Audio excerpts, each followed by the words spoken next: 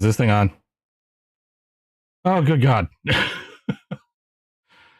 Oh, jeez. Okay, so it's been a sorry starting so late. It's been a hell of a day. I was getting ready to postpone the whole darn thing till tomorrow, but I like doing the stream stuff. And to be quite honest, it was getting irritating that I wasn't able to get my stream fix in. Even though I do stream every night for video games, it's then I freaking hate traffic. Hello there, Morgan Dream. I hate. No, I hate setting things up, and then I hate it when a wrench gets thrown in, because then it's just like a snow. It's like a snowball. Freaking drives me nuts. But I'm here now, and at least I get to spend a little time, not as much as I would have liked, but a little time today, and do the whole knife chat dealy. So let me make sure I got everything working, because as soon as I got in, I just threw everything. I'm glad I had my table set up. I did it on ahead of time. And hey, look, woo! There we go. Okay, so you saw my hand. Thanks for coming. Appreciate it. Okay. Let me get this watch off. I'm straightening that darn thing a little tight. Okay, so really? Okay, so it didn't have a stream last week. And no worries, Morgan. Didn't have a stream last week because I spent the majority of my time on a Whatnot show, and basically supporting and having fun and enjoying, because Chasing Blades had been doing a show from one of the distributor warehouses. So they had access to a bunch of stuff that they normally do not have access to. And I'm going to futz around on my table here, because I had it out, but didn't have a chance to really organize everything. So yeah, I didn't have a live stream last week, and spent all my time in the show because there were some things that I wanted to get a hold of that they normally don't have. I mean, they can get access to it, but it's not something that they normally, a bunch of stuff that they don't normally carry. Oh God. Yeah, holidays are here. It's going to be busy. I'm still going to keep trying to do my streams and stuff. That's the plan. But obviously, wrenches are going to start they're going to get thrown in sooner or later. It's life. It happens. Going to deal with it as best as I can. But I did get a few things. Now, I haven't been as spendy as I normally have been, because A, holidays are here. B, bills are piling. Bills are piling. And because where I used to work, I used to get bonuses yearly. I don't get those bonuses anymore. The bonuses were now integrated into our regular pay. But back when I had bonuses, we would get them towards the end of every year, obviously. And I started a whole bunch of yearly stuff around that time. Like subscriptions, to antivirus or computer stuff, and a whole bunch of yearly stuff started around the time I would get my bonus. Now that I don't have my bonus, they're all hitting at the same time. And so I've got to prepare myself for it now. I did get a few things over the course of the last 2 weeks that I am excited about. So I'm going to show you some of them I've already been carrying. We're going to start off with some case knives, traditional knives. I really got to do more videos on these, because I really have been loving case knives. And you can see a Ramette back there too. We'll look at that shortly. I've really been enjoying case knives, and I've been collecting quite a few of them, and they keep coming out with neat new stuff. The first one I'm going to show you. Let's see here. This is a new color for this year. These are the spruce green synthetics. Now, this one obviously I've already had out of the box because I've been using it, and this thing is freaking awesome. Actually, where did I put my other knife? I forgot to pull out what I was carrying today. Actually, I should have started with that. If you're wondering what was in my pocket today, what was in your carry, this was what I was carrying around with me today. My Remet Rhino, the budget version, and I had with me a case Crossroads, which is an interesting one because we're going to be going over some of these today as well. And these are really, really cool. But we'll go into more detail with that. But that was my carry today. Remet Rhino 3-inch blade, because I'm trying to keep everything that I carry about 3 inches or less because I live in a silly state. Yay, freaking me. But there we go. Still can get some awesome knives. That was my daily carry for today. Let me know in chat what yours was. And I'm going to be chugging the coffee today as well. Okay, but like I was saying, one of the new ones I've gotten the last 2 weeks is, these are new from case. It's a spruce green synthetic. This one is a Sodbuster Junior. What did I put my polishing cloth? I was just holding it. This is a synthetic green Sodbuster Junior. It's a new color for this year. Actually, I think they recently came out with a spruce. And normally I like the bone. I like wood scales. But this green synthetic ended up turning out really, really nice. I don't know what it is about the green, but they're pretty. And being a synthetic, they tend to run a little less expensive than your standard like bone jigged Sodbuster Junior and things like that. So if I remember correctly, these ran, do I have the box for this one out? I don't know if I have the box out for this one. I'd like to say roughly around or just under 60 bucks. I can't recall. I got all my case knives I've got here, with the exception, I didn't get it from them, but all the case knives I got from Chasing Blades. They have a new website, by the way. It's chasingblades.com. It used to be, I think it's still running, but it used to be unwaveringendeavors.com. I'm glad they did get a new website though, because it's a lot easier to remember since they're Chasing Blades on Whatnot, and now they have chasingblades.com as a website. So go check them out. Awesome, awesome sellers.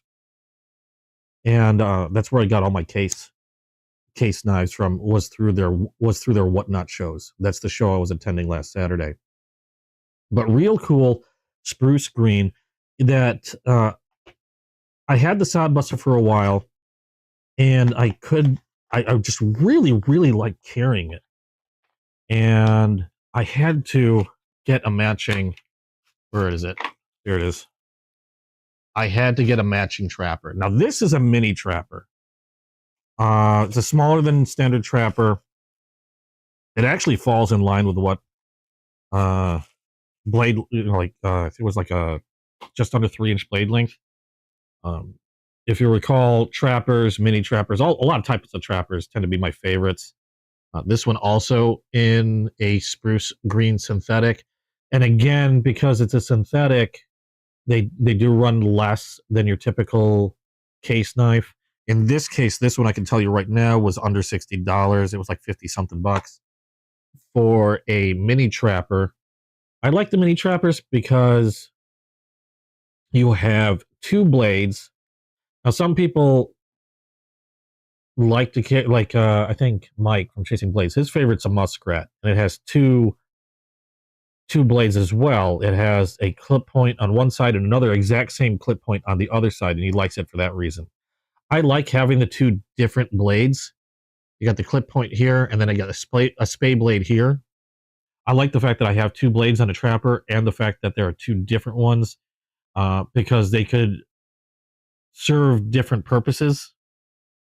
Like one won't be, one's not as pointy if there's something you don't want to, too easily pierce or something like that, and you want to be able, like skinning and things like that, in which case the spade blade might work better, and you won't break through anything. There's less chance of you breaking through anything, like with a clip point. Although I know a lot of people that skin with clip points. But yeah, trappers are my favorite for that reason, having two sharp blades in hand, and if one dulls out, you can easily just switch to the other blade, and you still have a lot of life if you're doing a lot of work in a day before having to resharpen. Before having to resharpen. But real cool synthetic green or spruce green. If you like green, now's the time to get these guys. Something about the green I really, really like. I have like normally see synthetics in like yellow. I've seen black. I think my Halloween knife was a white synthetic, but I haven't seen too many green ones unless you go into like the John Deere case knives or like some of the Kieranite case knives. But having a nice solid green synthetic was nice. And again, inexpensive. So I don't feel horribly bad about tossing this around and using it because I can easily replace it. And the Sod Buster Jr. is just a classic knife. So that's two. We have another one. A lot of these are actually synthetic. Oh no, I got a bone one. Okay. This one is cool because I've never seen one of these before. A little on the pricier side. This is going to be the same size as that case mini trapper. Yeah, I'm normally not the biggest on like green, but there's a lot of knives. You saw that Rhino is in green also. I don't know what it is, but OD green seems to be like a default color for a lot of knives and other stuff. Same with like black and I'd say desert tan. Like there was a time where I had so many black knives, I wanted to get some more color, and I would go to green. Now I have more green knives than I think I have black knives. But this is a nice green. The other one I'm opening up, this one is another one that's not a natural like bone or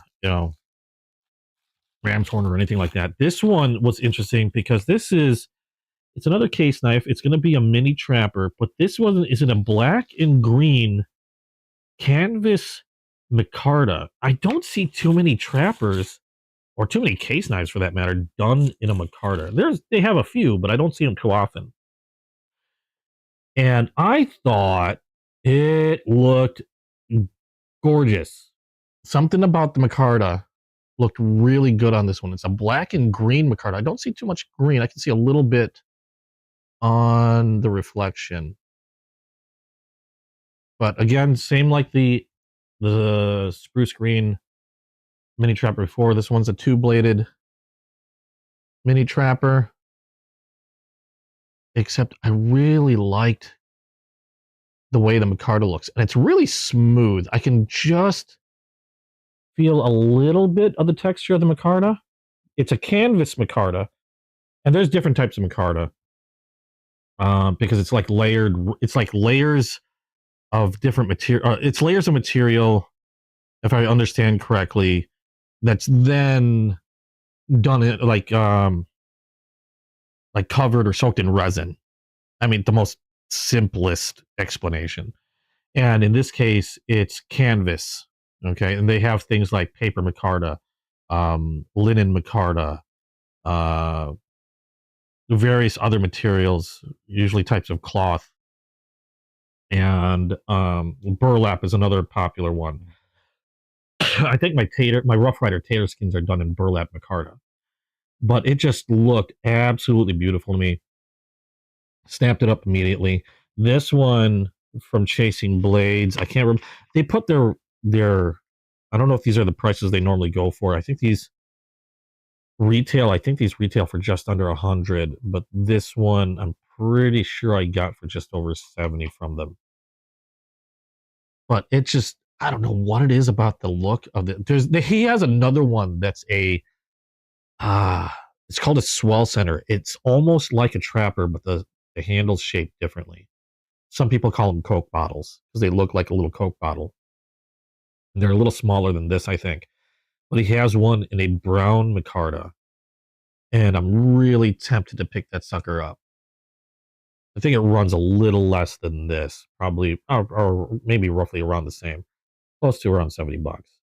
But absolute beauty. This one I haven't done a thing with. In fact, I still have that. There's still a burr on this. No, I don't know what it is. I don't know why they don't do a fine finish on their edges. They leave a burr. Nearly every case knife I've ever gotten out of the box has had a burr on the edge. And I used to think that that was like lazy and stuff.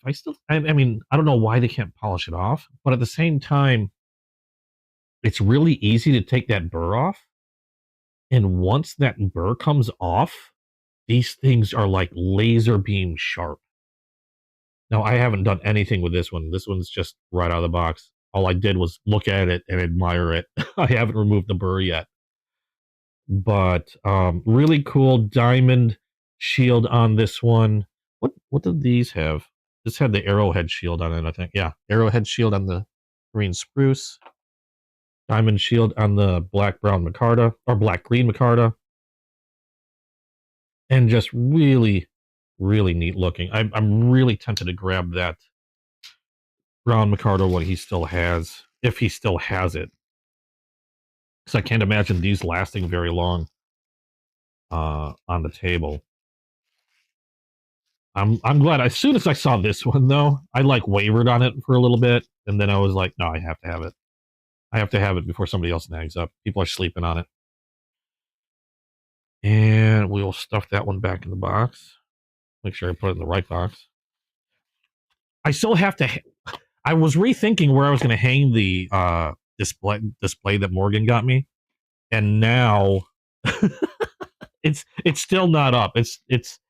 I'm ready to go. I know what knives are going to go on it, but I was rethinking where I wanted to put it, and I think because the original area was like behind my desk, but that's not where I keep all my knives. Also, all my knives are actually behind me when I'm sitting at my computer, and they're up against the wall. And I thought, well, why not just keep everything consolidated and put it up against the wall? And so I'm thinking of doing that. The problem is I also have a full-length mirror that's up against that wall. Now I got to figure out where that mirror is going to go. So yeah, decisions are still being made on that. Whoa. Big Red, how you doing? Take it off? What take take what off? I'm not wearing anything. I'm naked. Well, my hands are. Next knife that I got within the last couple weeks. We'll save that one for last. No, we'll save this one for now. This one I had to get. I have another one similar to this coming my way. Just hasn't gotten here yet. This one I was excited for. Actually, it was requested by another one of Chasing Blades viewers, and Mike, bless his soul, thought it smart to grab more than one. Hey, Caboose. He thought it smart to grab more than one. So then I had an opportunity to nab one. And this one is also another mini. I've got a few minis now. This one's also a mini trapper. This one is done in an antique bone.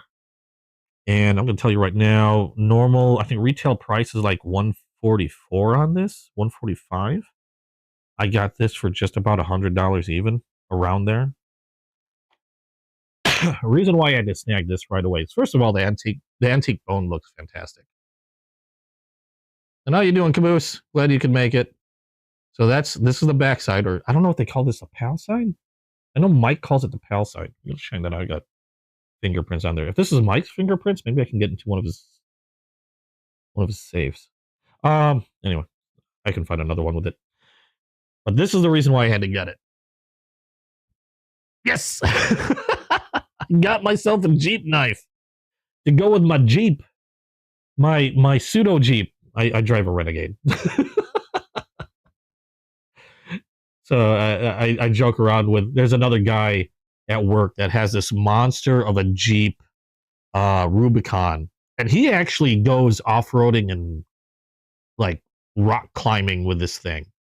And I'm just sitting here in my little silver Renegade, and I keep giving him crap like, when are you gonna get a real Jeep? But this one also another mini trapper. Just a really cool knife. I saw that they had the Jeep logo. He still has a Ford one. Nobody's bought the Ford one because we keep joking about the Ford one. But the Jeep one, I did have to pick it up. Another mini trapper. This one also with a spade and clip point. I don't think I did anything with this knife either. And these are all, I believe. Let me look at the other one. I believe these are all stainless steel. Yeah, these are all stainless steel, not carbon steel. So I think they're 440, I believe. But just a really cool knife. I've wanted one for a while, and then I would keep forgetting, and then I'd get distracted by other stuff. And then he got it in his show, and I leaped on it right away. That antique bone just looks really nice. This one's a pretty even colored antique bone. You got a little bit of detail on the other side, which is really cool. I always like how natural bone, all these little I hate to call them defects because they're not defects. They're like I don't know, individual details, like either milk coming through or lines of dark, natural. I'm trying to think of the word. Natural occlusions. I got to learn more big words. But I just like the look of natural bone. The antique on this one looks really cool. Really neat compass graphic on the scale there, and just a great size as well. I do have another one coming in, except it's going to be a sod buster, and I believe it's going to be like a synthetic black with the Jeep logo or the Jeep name on it. But that just hasn't gotten here yet. But this one was real cool. Another one to add to my collection. And one that'll probably sit somewhere and just be appreciated and never used. Or you know what? I could keep the sucker in my Jeep as a Jeep knife. That's another thought. I might just keep that in my Jeep. I always like to have a small knife like in the I actually have a couple small knives in my glove compartment. They're just handy tools. The one time you're going to need one, you're going to be so glad you have one tucked away in your glove compartment for emergencies, things like that. Okay, there's a reason why I saved this one for last. It's because I kind of already showed you one. Again, part of my daily carry today was this one right here. This is called a Crossroads. And what's unique about these Sodbuster Juniors compared to like your typical Sodbuster Junior, like this one here. I've got other Sodbuster Juniors. They happen to be one of my favorite types to collect. Like here's a green apple. This one's jigged bone. They're all the same size. They're all Sodbuster Juniors. They're just really handy knives, single-bladed knives. And I love them to death. But admittedly, if you're doing anything where you're having to use them pretty heavily, you tend to have to maintain their edge quite a bit. I mean, the steel's fine, but the True Sharp's not necessarily renowned for like holding its edge over heavy use. They do good for a while, but eventually you're going to have to hone them, resharp them, or whatever if you're doing a lot of work with them. But Sodbuster Juniors are also typically pretty inexpensive as in the way that case knives go.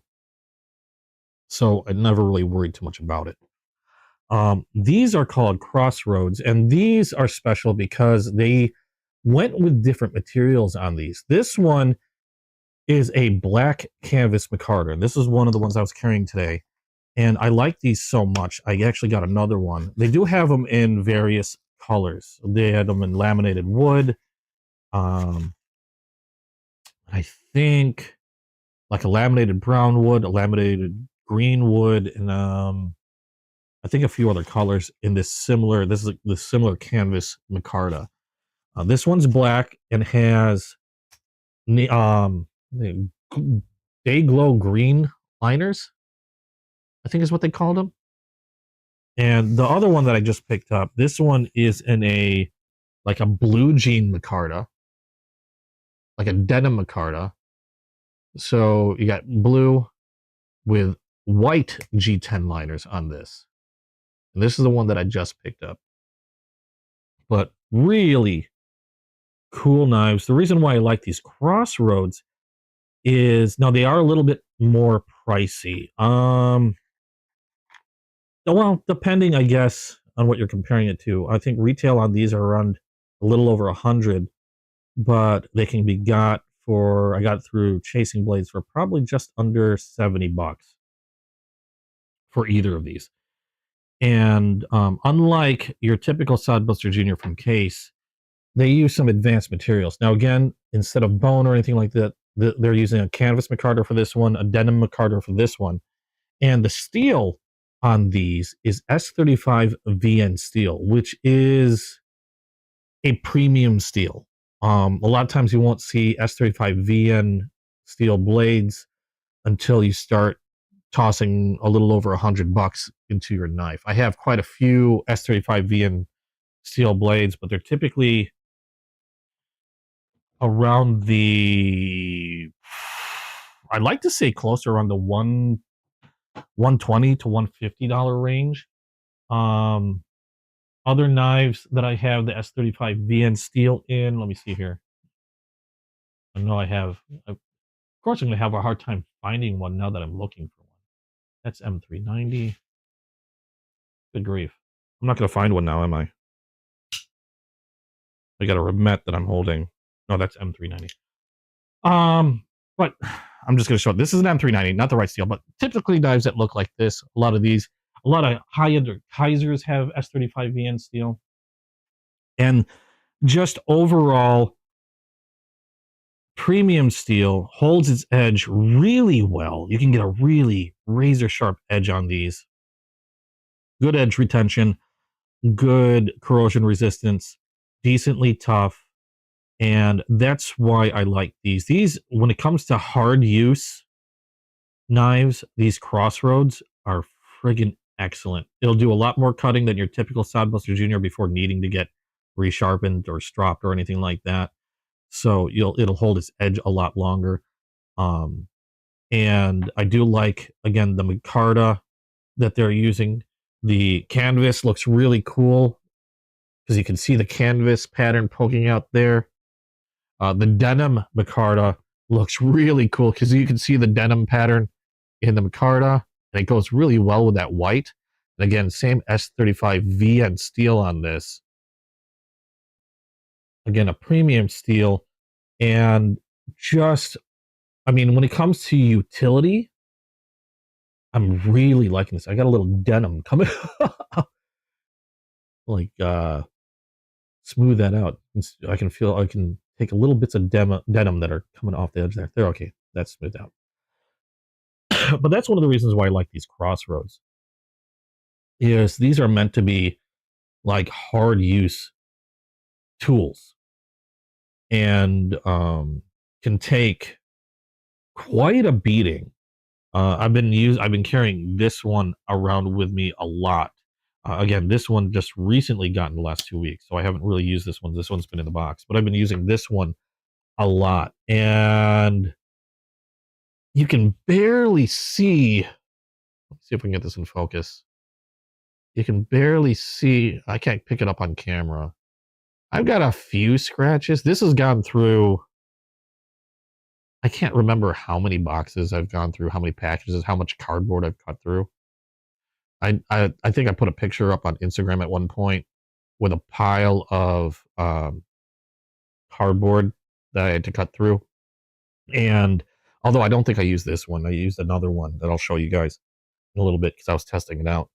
But it still looks freaking fantastic. And I think I've only, I'm trying to think of how many inches roughly I probably cut through. Let's see if I cut through.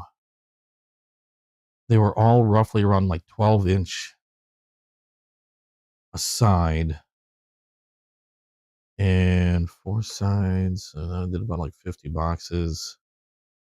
50, 200 boxes. What's 200 times 12? Where's my I can't math. I'm horrible at math. Leave me alone. Don't judge me. I'm horrible at math, so that's why they made calculators for specific. Like 2,400 inches worth of double walled cardboard. And I think I just honed it once, and I don't think it even really needed to be honed.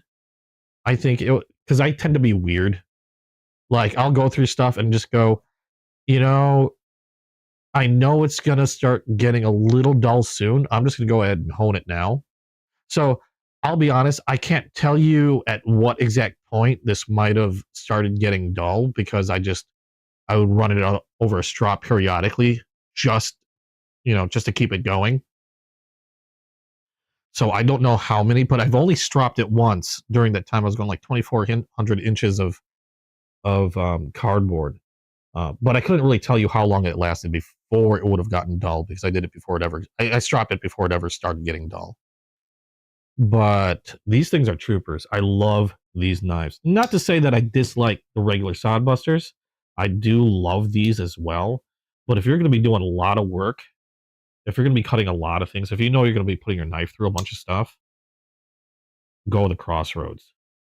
They're fantastic knives, and they're not terribly expensive. In fact, you're probably going to pay less for a case Crossroads to get S35 VN steel than you will with almost any other knife. I think I got one knife that was less than this that had S35 VN steel. It was a Kaiser, and I don't know why they were even selling them that low. It was like an oddballish thing, because that Kaiser knife had a few different versions of it, and all the other versions were like $120, but for some odd reason the version I got was like $70 or $80. So it was a weird anomaly. But these Crossroads are freaking fantastic. And they're so fantastic that I've been carrying another one with me. This one is just recently been out, and I have it in a slip because that's how I carry my case knives. I have a leather slip for a lot of my case knives if I'm carrying them. This one just recently came out, I think within this month. And it is another Crossroads. However, this is called the Crossroads Barlow. It's not a Sodbuster Junior. It is a Barlow. Now, this one is a typical Barlow will have one or two blades. This one has one. And you have a metal bolster on one side, like a large metal bolster on one side, and then you have your scale. In this case, this one is a tan rich light, and then they have like a black and tan version that's kind of like striped, almost looks like wood. This tan rich light actually looks like wood. I opted for the tan one. I might pick up the black and tan eventually. These seem to be, for whatever reason, a little harder to get. I've been carrying this one around with me for the last week on and off. And looks like something Apple would have made. What? Hold on. Oh, uh-oh. I'm going to sneeze. Give me a sec. Oh.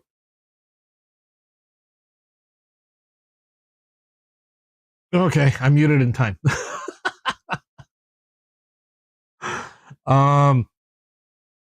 This is a Barlow. A Barlow is like an old pattern. To give you an idea, George Washington carried a Barlow styled knife. And so this style knife has been around for a long time. This is another modern take. This is a Crossroads version though. So unlike your typical case, which is going to have bone or horn or the materials that case normally uses, in this case, Rich Light is like a material they use them for a lot of countertops. It's a very durable material, synthetic material.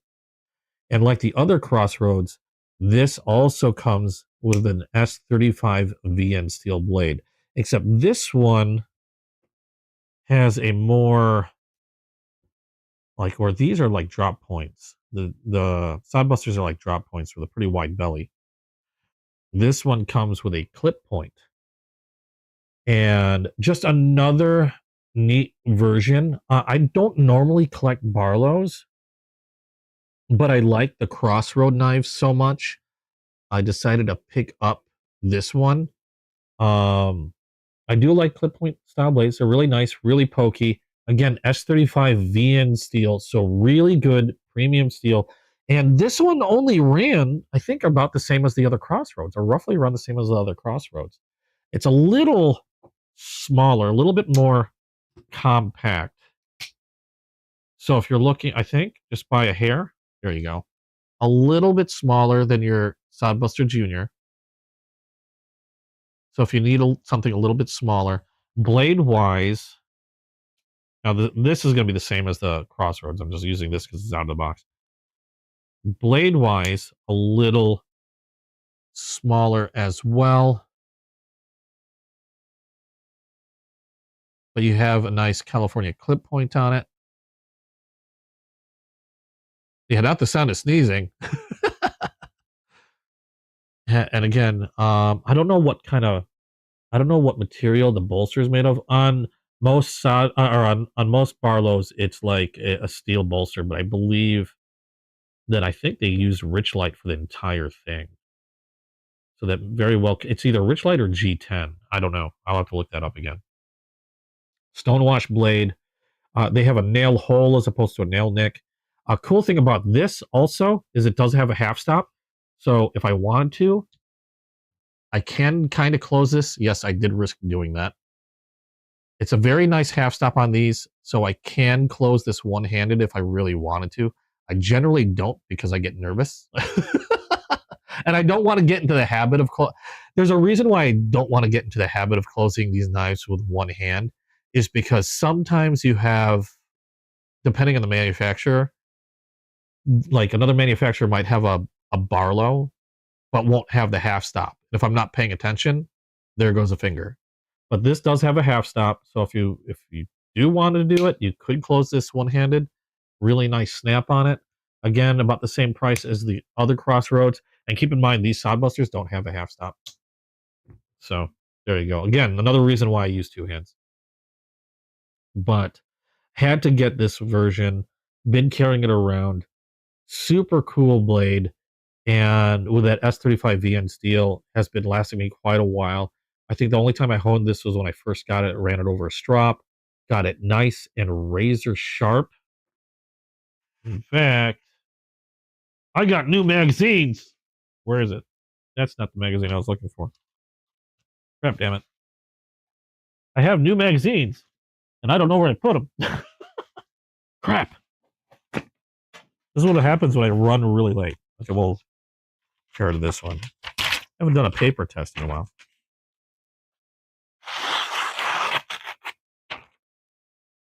I have been using this quite a bit. I don't think I've honed it since then. So just that first time to get rid of that burr. Like even these came with that. I'm going to call it a case burr. I don't know how else to call it. But nice and sharp. Like I said, once I remove that burr, these things are freaking laser beams. And a cool little half stop. If you want something like this with a half stop, go with these. The half stop, a lot of people say the half stop make it nice and a bit safer. I mean, I'm using two hands either way, so I don't worry too much about it myself. But really cool one. They fit these case leather slips really nicely. That half stop would just just drove your. You should see how Mike from Chasing Blades opens a case knife. If he has your typical case knife, like this one here, which is their, like I want to say it's either 420 or 440. I'm pretty sure it's 440 stainless steel.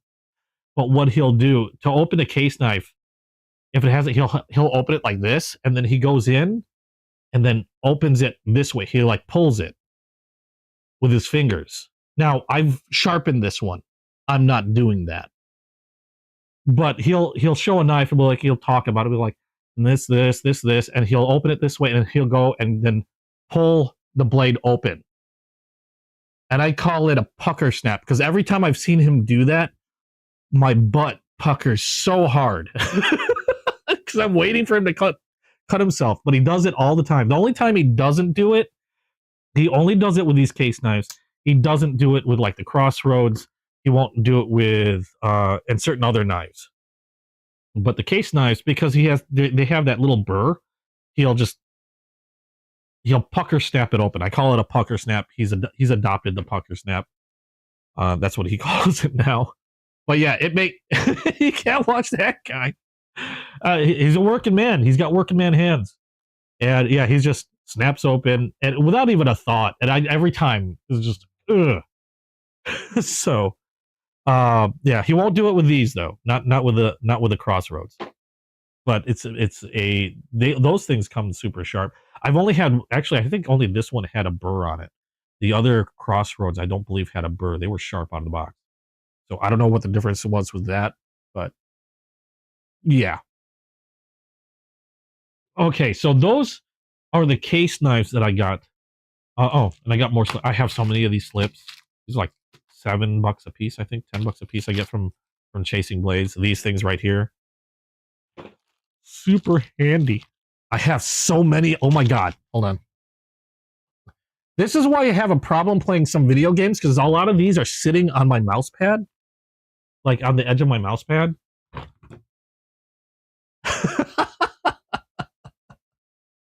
Yes, this is how I carry. Like if I have it in a slip, it's because I'm carrying it with me. I'll grab a knife from this pile and I'll carry it with me. This is that mini gray bone that I burned on another live. I still think it's one of my favorite ones that I've done. I think that burn came out really well, and it looks like there's another one that's gray and brown like this called a tin roof that Case makes, and it's an exclusive knife that only one retailer typically really sells. I believe that's Shepherd Hills. It's a Shepherd Hills exclusive, and they call it the tin roof. Now it's not the same type of jigging. In other words, the jigging is that rough, like this 3D pattern that they cut into the bone. It's not the same type of jigging, but it was a similar gray that I decided I wanted to recreate my own version of the tin roof, and I thought it came out perfect. But yeah, this is not a case one, but these are all at the periphery of my mouse pad, so that I keep banging into them. I really got to find a place for these. This is another one of my favorites that I did on the live, the Sky Blue and Toasted the Sky Blue. I thought that came out fantastic. I did that because another retailer did their own burn of this, and I want to do my own. As opposed to buy it, because then I can say that I did it. And then all my other copper locks that I have in here. But yeah, I'll pull a knife. I'll pull a knife from this pile, and I'll throw it in a pocket. And these slicks are freaking awesome. That's why I have so many of them. Need food. Be right back. A game of as far as I know, he hasn't cut himself yet. I don't know how he hasn't cut himself yet, but he hasn't cut himself yet. Okay, let's take a look at that Ramet. Oh, did I show you guys the Longhouse? This is another one that I don't know if I showed this one. This one's also done in a denim micarta. I have been carrying this one also. This one is a SHOT Show exclusive. It was a SHOT Show 2025 exclusive, or at least this particular version of it. They have other versions of this. I got the exclusive one. It's in a blue denim micarta as well, I believe. Yeah, I'm pretty sure that's a denim micarta. And I can really feel the cloth on this with metal bolsters.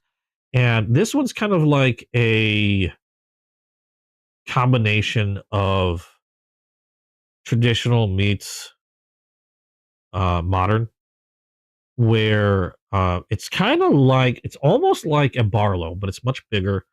And this one has a top flipper instead of a nail nick. So it's actually a flipper knife. Now, I've done a video on this already. I couldn't remember if I showed it on live before. Stop shaking. I can see you on the screen. It's a nice size. It's a much bigger than the Barlow. If you need something a little bigger, it is a liner lock, so this does lock. It's not like a slip joint.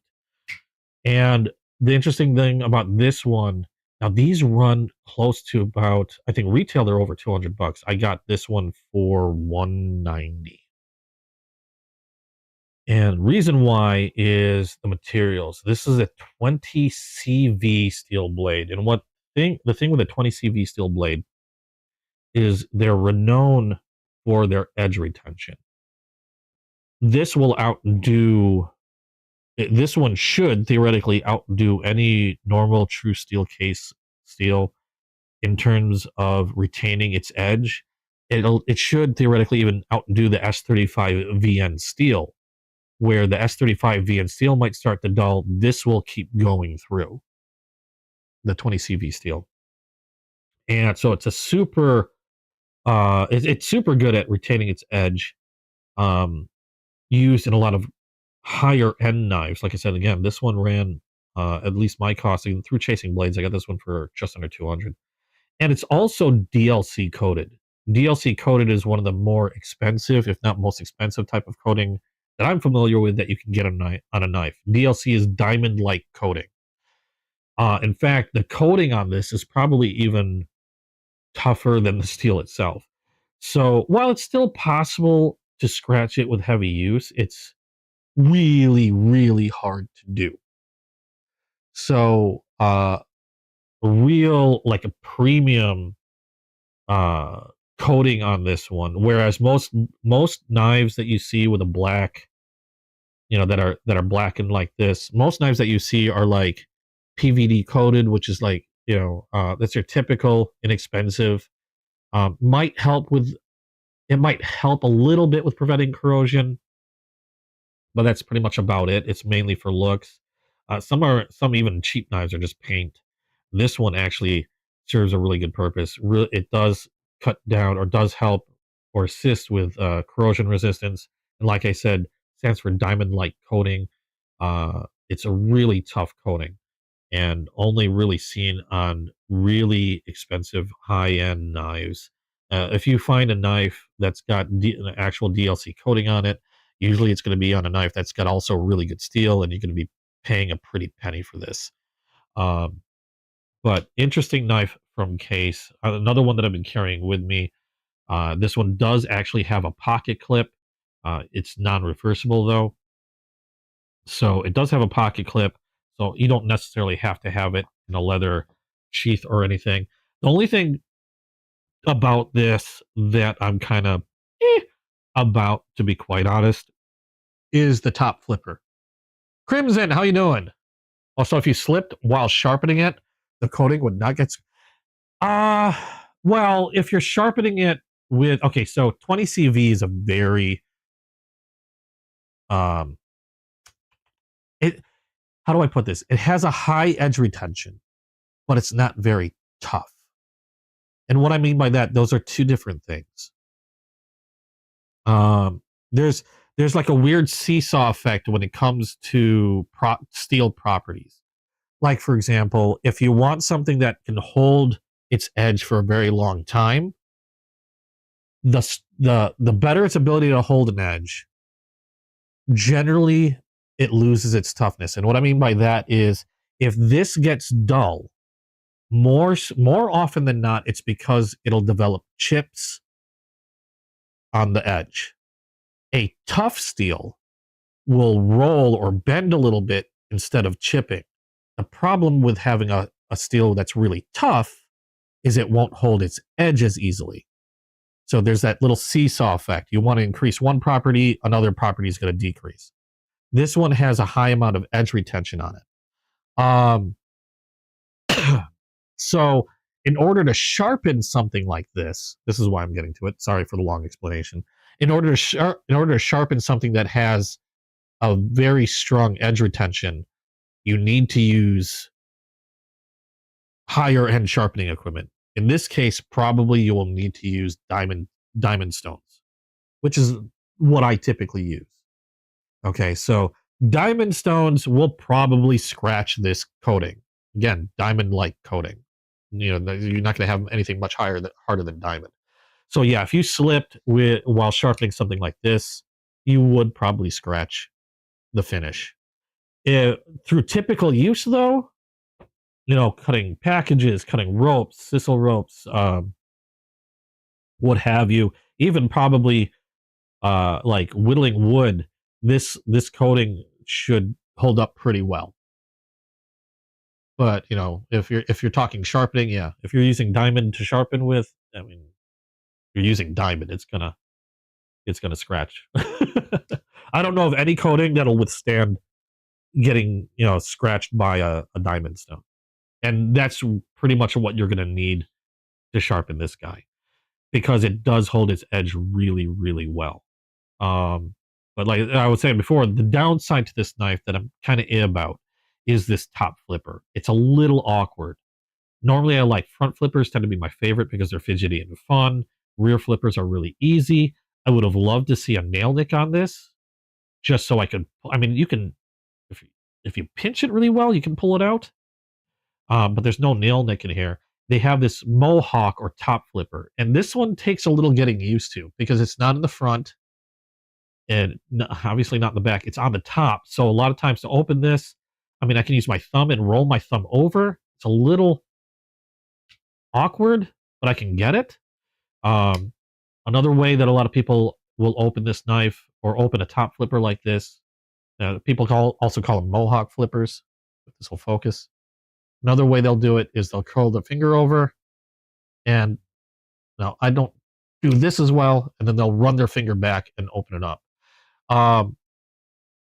That's also awkward for me. What I like to do is I'll start it off because there's just enough of this flipper on the front. I'll start it off, which means I'll press it a little bit. Now the knife pops out just a little, and then I'll flick it the rest of the way. And that's the easiest for me without being really awkward about it. And then it'll lock in place, liner lock, move the liner lock over, and then you can close the knife. So yeah, that's typically how I open mine. Because otherwise I sit here and struggling a little bit, trying to get in position right, and then finally, I'll get it open.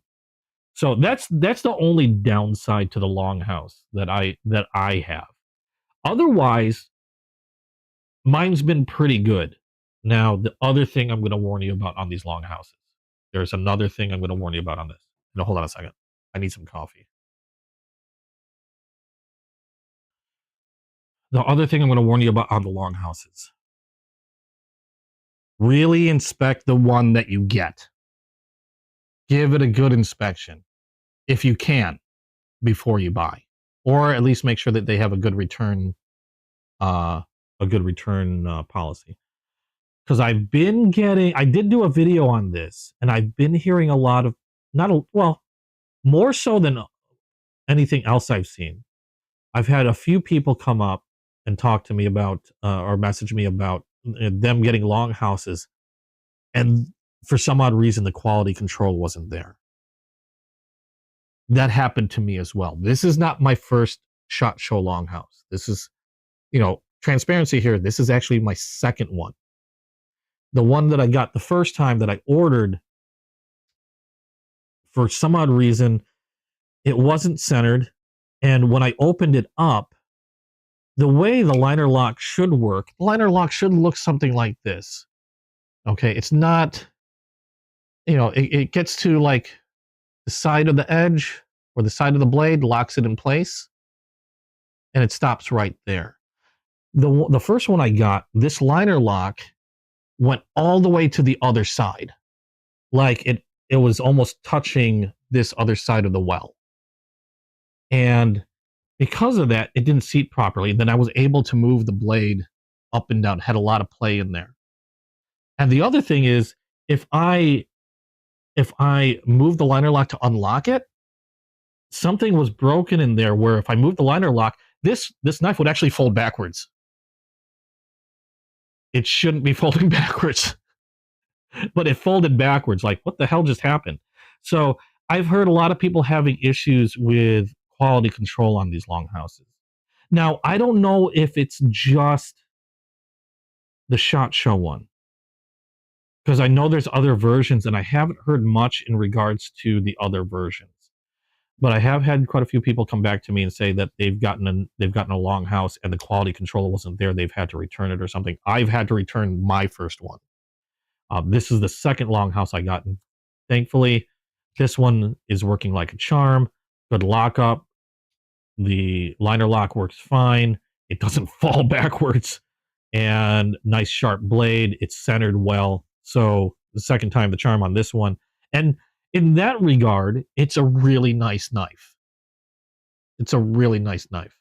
I just wish they had something other than just the top flipper on this. That's my biggest complaint.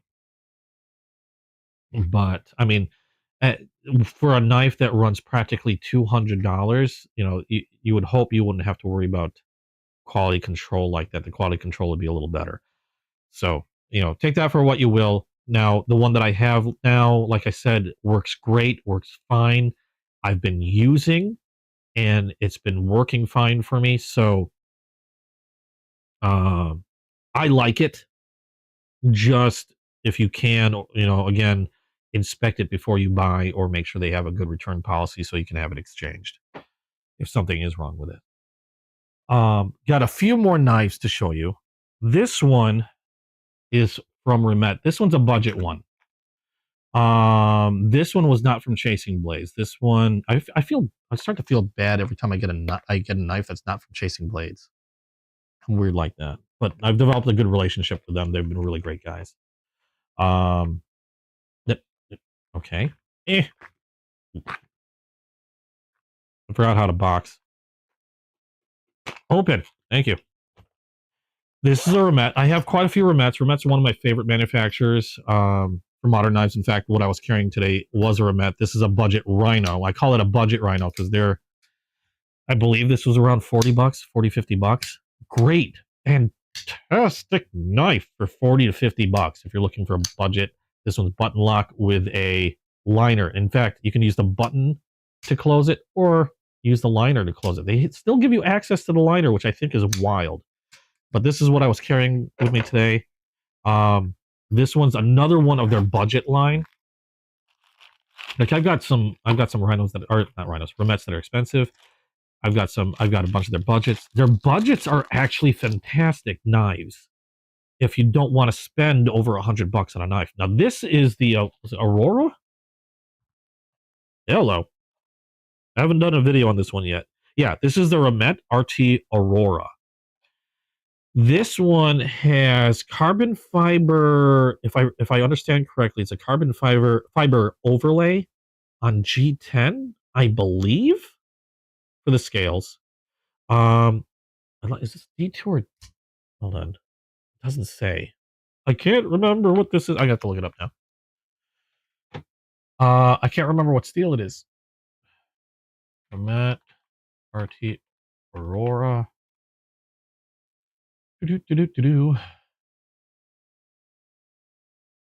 14C28N steel. Woohoo! Awesome. I like that steel. I'm glad it's 14C28N.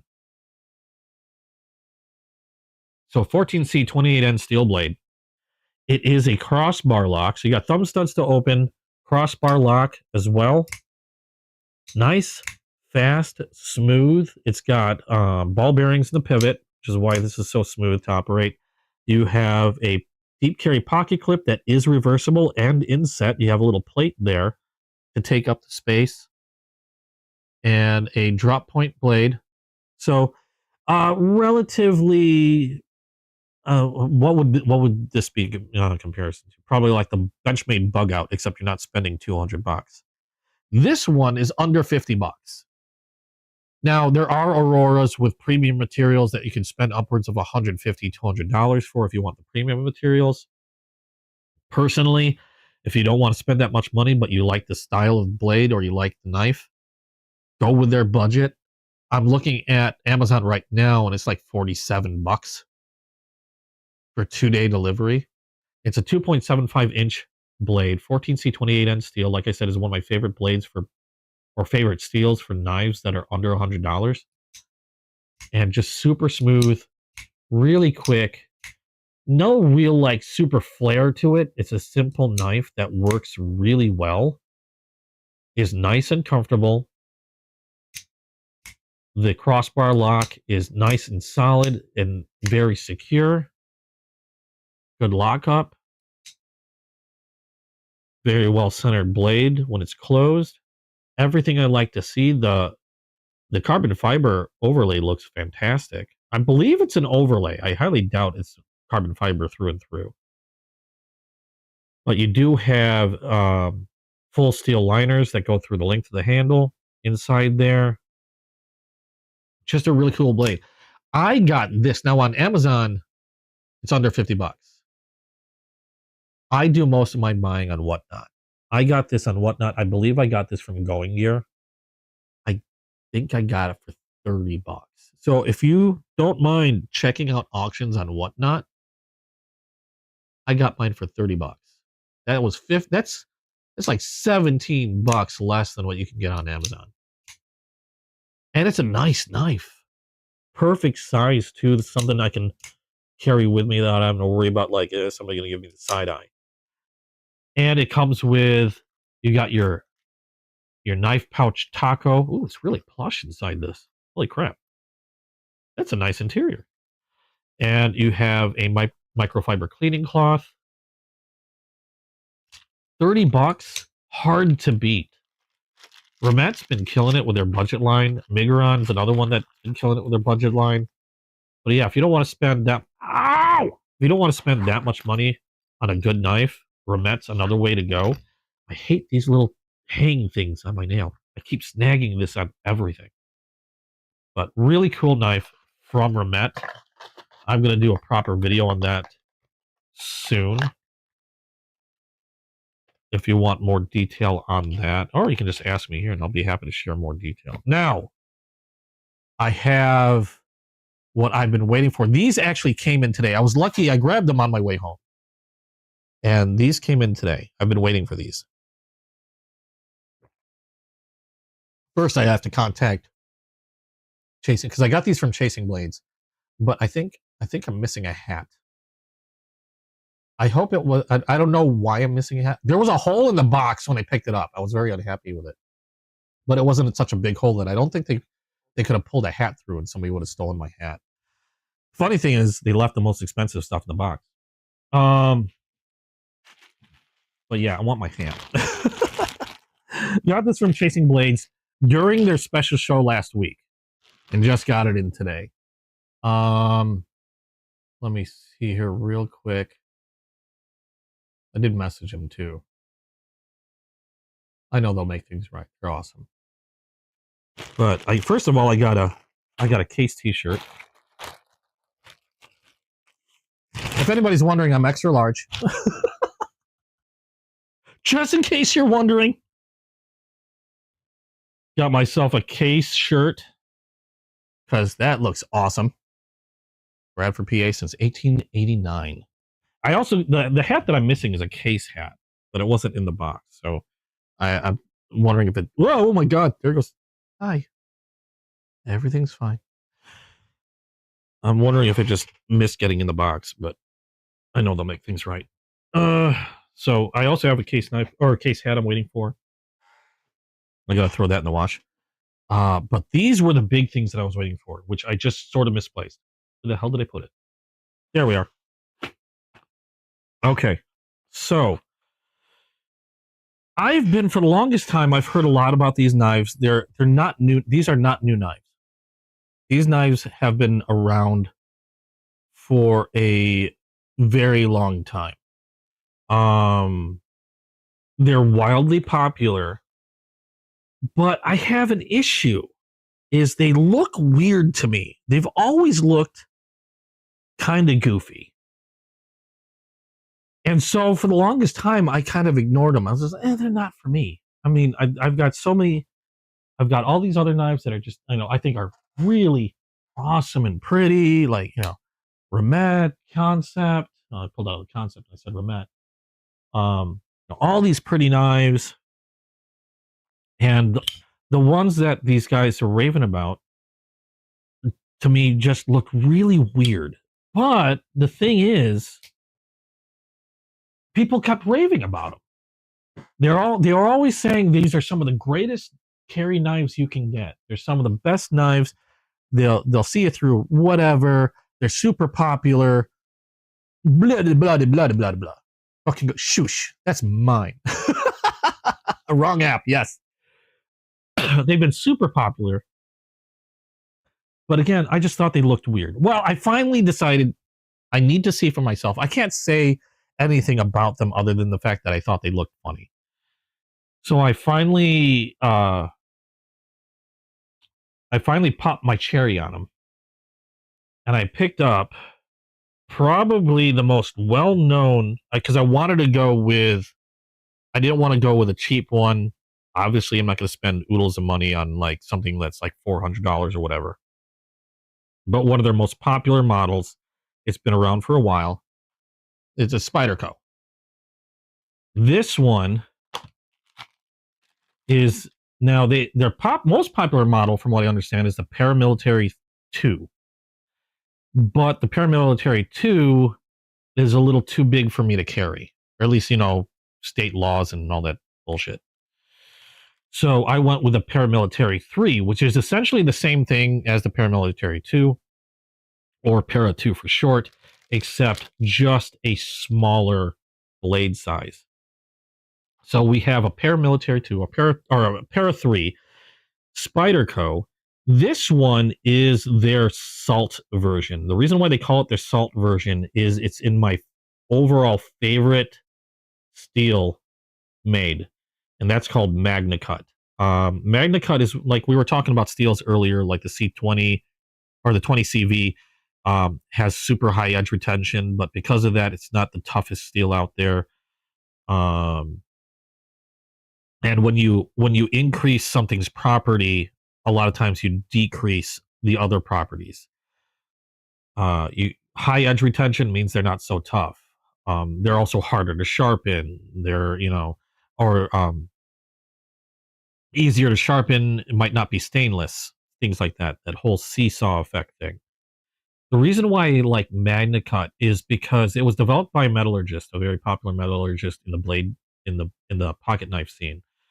And he developed his own steel, called it MagnaCut. And out of all the steels, pretty much, it's one of the few steels that has high traits like edge retention, corrosion resistance, toughness.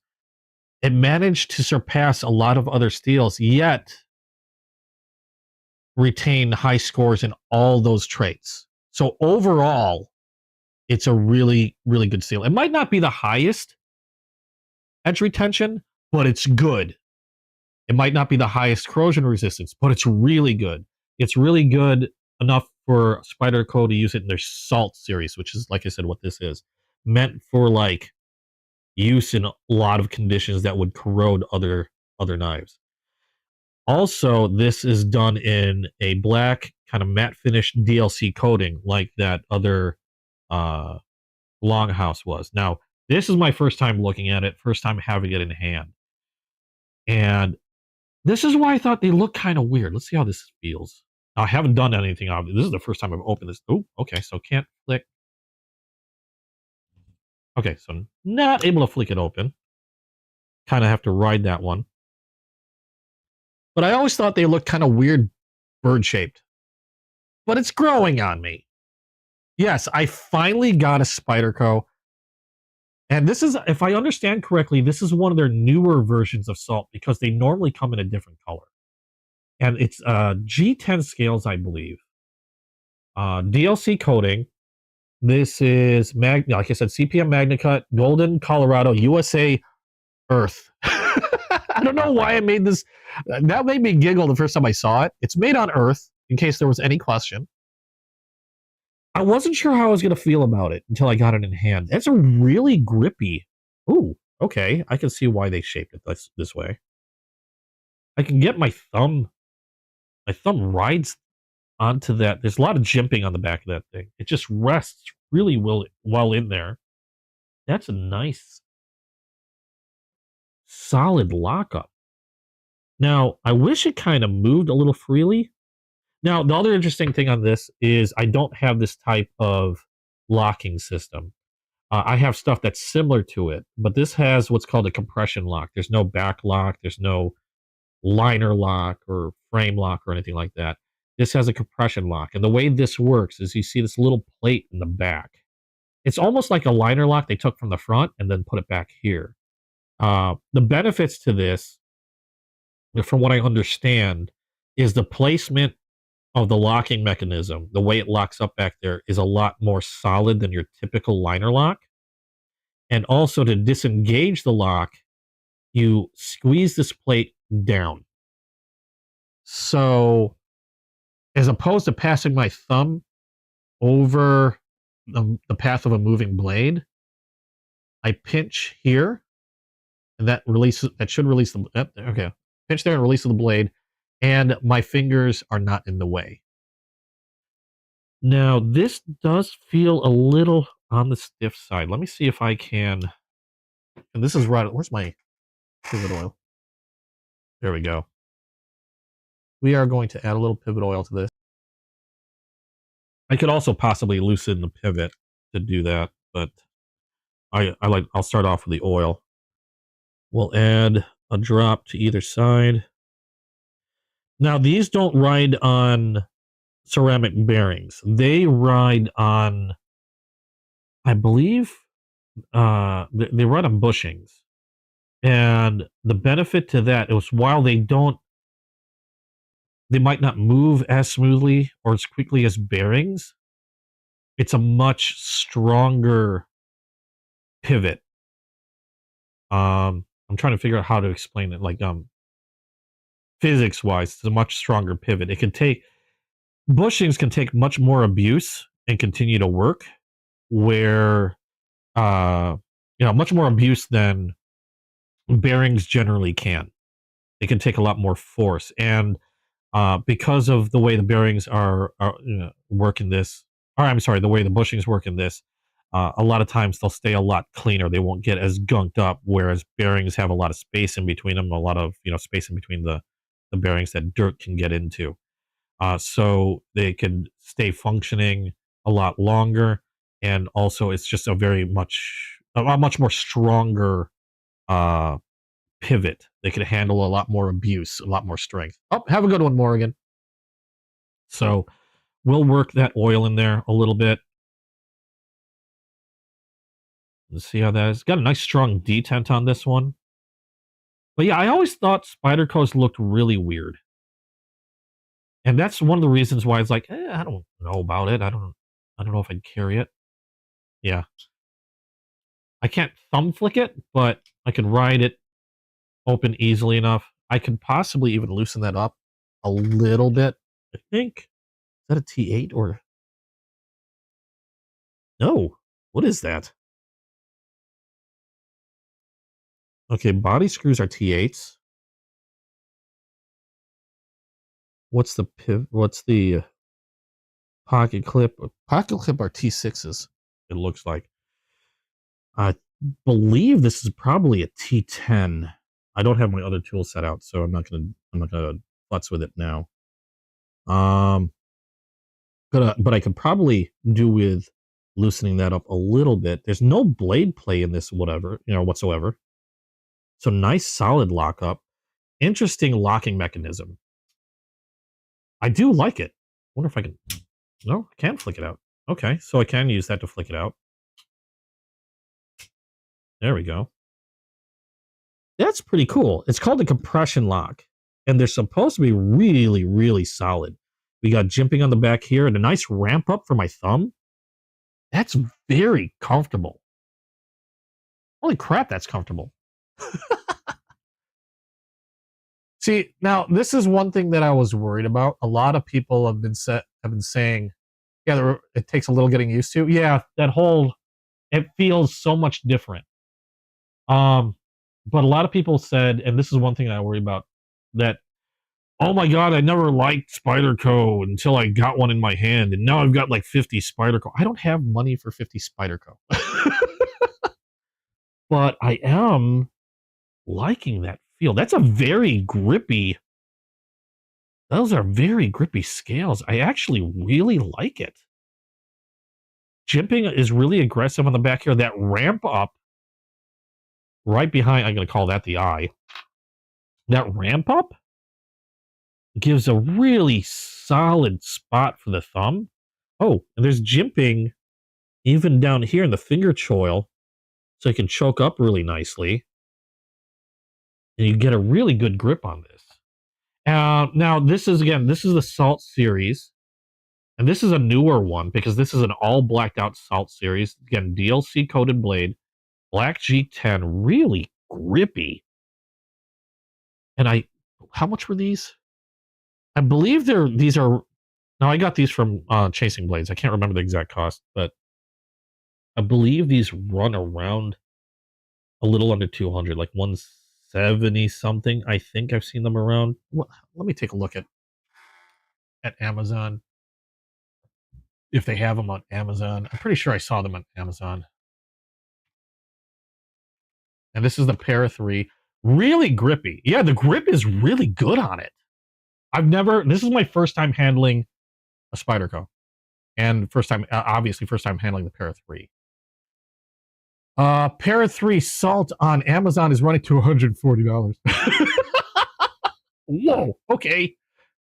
It's not under $200. It's $240. I think I paid under $200 for mine, but they love me. So it might have been a thing. Yeah, I was just never sure about this blade shape and just looked goofy to me. The funny thing is, it's not the goofiest looking knife I have in my collection. I think the goofiest looking knife I have in my collection, in terms of blade shape, is a Kaiser. Let me pull that out. So before I got the Spyderco, I had a Kaiser called a Cormorant. And this is coincidentally the one S35 VN steel blade that I got for like 70 some odd dollars. This Cormorant. Now, again, weird shaped bird-like blade. I wasn't the biggest fan of the blade. I wanted it more because of this. And I think this is why like I said, this is why I've kind of strayed away from Spyderco. I just wasn't a fan of that look, but I keep seeing people rave about these all the time. There's a huge aftermarket thing going on with Spyderco, like the Para 2s and Para 3s. People customizing these things like crazy, getting titanium scales and replacing the scales. I've seen people dyeing their scales in things like different colors and just a whole bunch of different stuff to them. It's just a huge aftermarket thing for these Spydercos that I finally got to the point where I couldn't ignore it. I had to get my hands on one. What was all the hubbub about?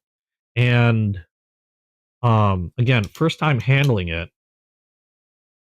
that's really nice. Now, again, reverse flick, yeah, some getting used to, and it is pretty stiff. Like I said, I probably could do with loosening that up. Maybe a hair. I do like the fact that there's no play in there whatsoever. It's super solid. I do like that compression lock. Is really kind of neat. I like that my fingers aren't in the way of anything. Okay, I'm going to end up throwing this knife somewhere. But really grippy, surprisingly ergonomic. I love how I can choke up on that blade. And just, wow. Okay, I do have one thing. Now, hold on. How is this pocket clip? Okay, so it is tip up carry.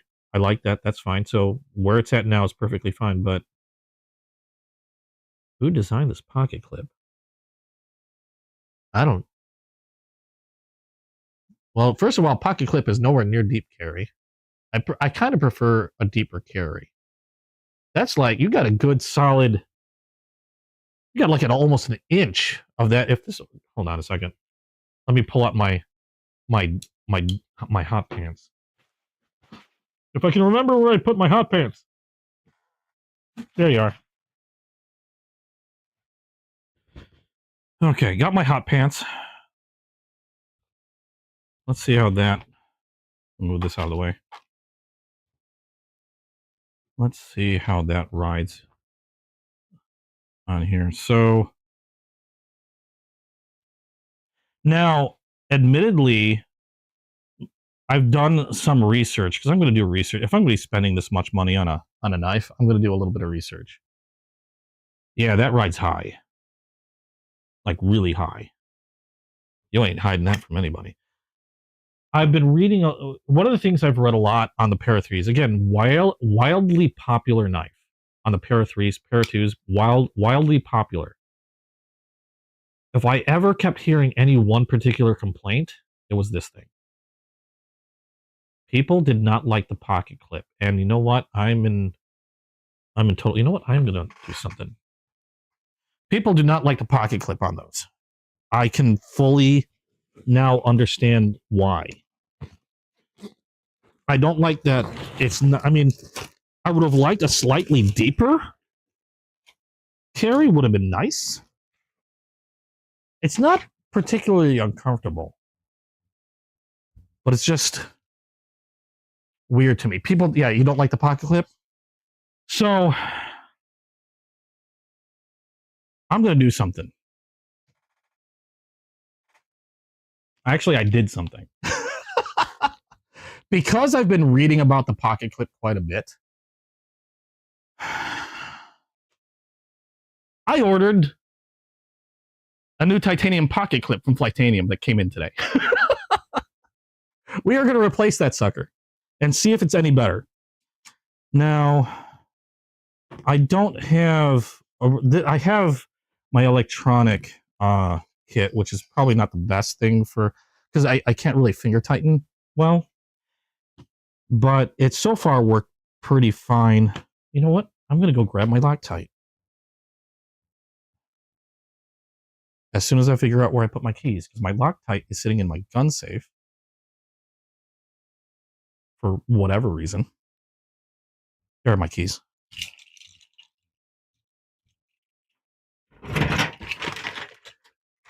Let me grab my Loctite. And then that way, I'll feel better about unscrewing the pocket clip. Really hope I still have some Loctite in here. Loctite. Okay. So we're going to replace the sucker. I'm one step ahead of you.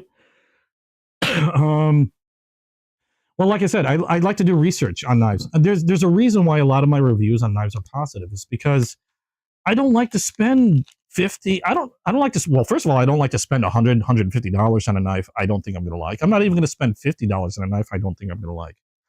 I want my money to be spent on something I'm going to enjoy. So yes, I do research. That's why a lot of my knife videos are positive. If I don't like a knife, I'll make a video about it. But if I research a knife, find out I'm probably not going to like it, I'm probably not going to spend money on it. So I said these are probably T6s. So unfortunately, I don't have another T6 tool. So I'm going to hope this works fine. And apparently it didn't come with its own tools or its own screws. So I'm going to be reusing the screws from this current pocket clip. Okay, that one's tough. One came out pretty well. That's the second. Excuse me. Now these pocket clips, I'm gonna have to do something different with this. Here. Don't want to scratch this up, but one's being particular. That last screw is being particularly tough. I don't want to strip it. One thing I dislike about T6s, they're very easy to strip. So I'm going to be very gentle with this. But I need a little bit more torque than what my little electronic thing is giving me. Yeah, I can't get a good grip. That's in there. That is really in there. I don't want to grip the tool with, or the bit with my pliers either. So I'm trying to be, I don't want to mess up my bits. Let's see if I hold this in place. I think that was my pliers that snapped.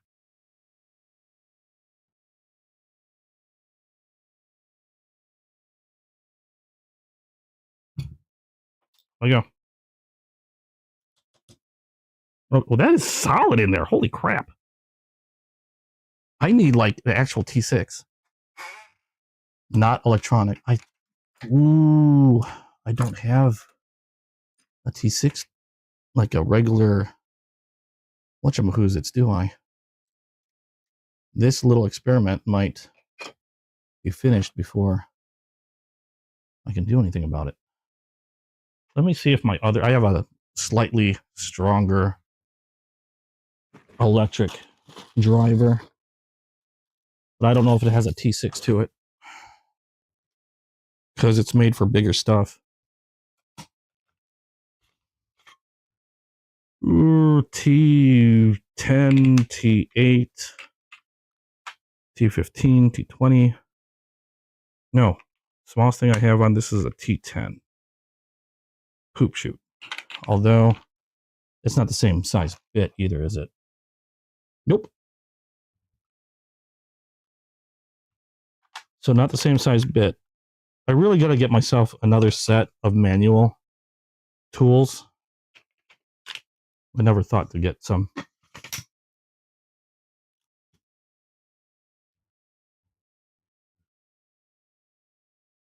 But yeah, this one screw is being weird. I might have to just grip this here. I don't wanna. I don't want to scratch this either.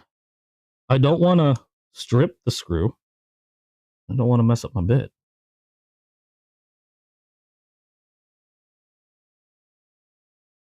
This cloth is also not giving me a whole bunch of grip.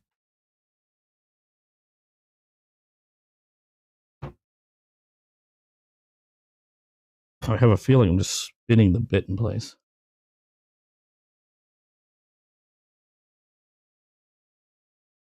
No. I got it. Woohoo! Lucky. I was worried there for a moment.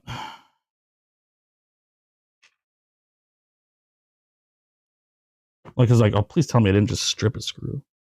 Okay, so we got the pocket clip out. Now this is just supposed to take the place of it. And not supposed to cover the lanyard hole. So let's put these, and these are supposed to be titanium and kind of like a universal 3-screw pocket clip from Flytanium. Oh my God, I just did what I thought I did. Oh, well. God damn it.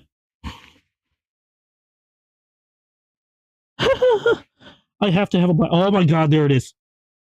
I was going to say, I had to have a black covering on the floor. Oh, so lucky. A lot of luck today. Good, because I ended up going through shit just to keep my show going. Let's get those 2 screws. God damn it, will you get in there? Now, to be quite honest, I don't know if I'm going to Loctite these yet. I just want to get them in.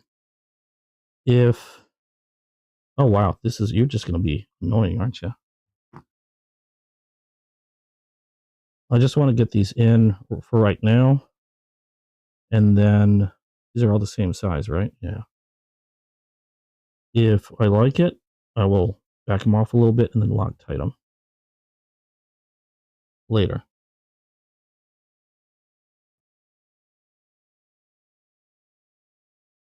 Not helping. All right. Worst how-to video ever. Get it? Seriously? Yay! Got it in there. Okay, so we will go ahead and see if we can get these in there without these 3 screws flying everywhere. Yeah, it's in.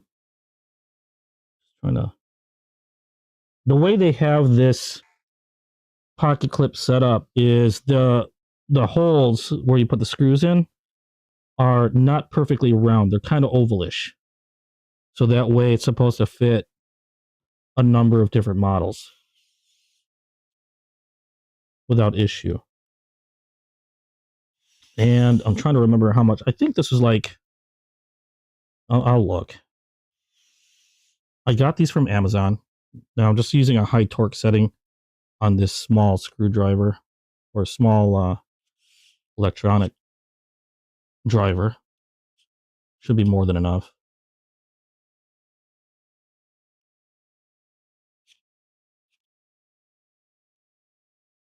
Like I said, if I like it, I will Loctite it.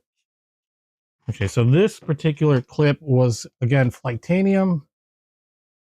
How much did I spend on this guy?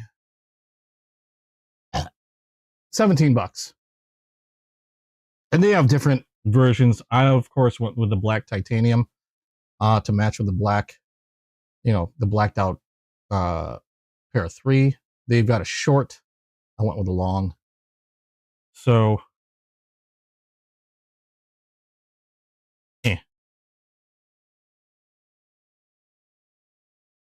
I went with a long because I was worried about like how that might feel in my hand. I like it. Okay. No, that works out pretty well. And you get a really nice full-size grip on this. Yeah, okay. So I'm feeling that pocket clip a little bit behind the knuckle, but not too bad. If I'm holding it the way, with your, choked up on the blade, it's there, but doesn't feel uncomfy. We'll see how that goes. I'm gonna carry it like this for a little bit. Now, let's see how it looks in the pocket this time. For my shorts, let me put some of this stuff away. I'm gonna put the original pocket clip back in here. I'll throw that back in the box for now. Put all this away real quick. That's the wrong way.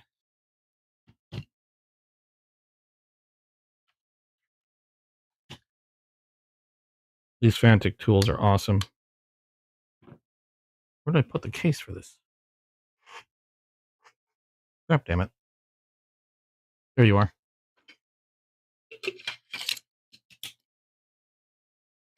I use that for IT work. Okay. So, grabbing my shorts again. Now, this is supposed to be a deeper carry pocket clip. And again, I got the long, I got the long version. They have a short version, which is a little less, a little bit more stubbier. But like I said, I went with the long because it looked like it's a pretty full-size grip. Like if this was a smaller grip, I probably would have gone with a smaller pocket clip, to be honest. But I think this one's fine. Now in the shorts or in the pocket,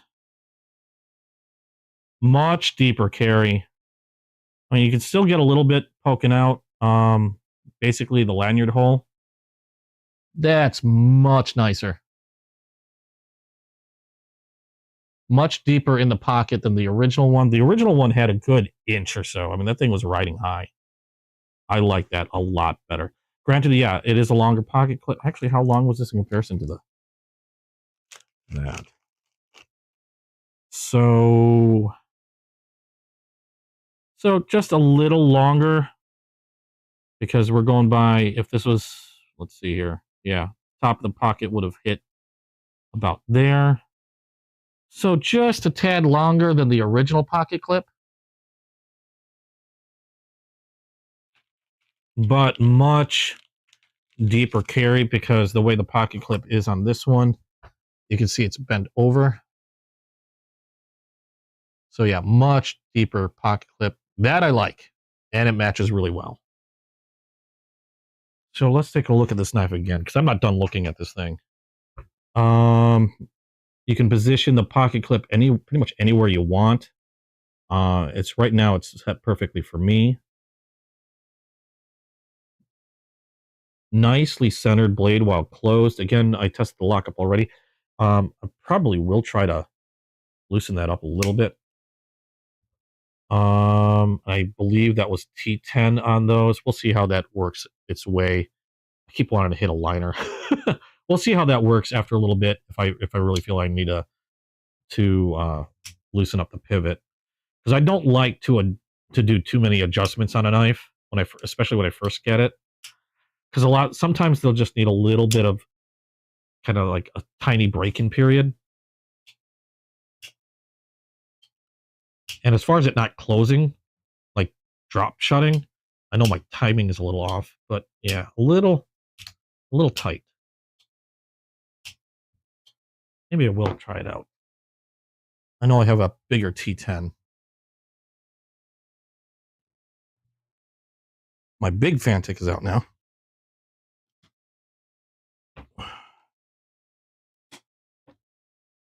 There you go. Nope. T10. Let's see if that's what this is.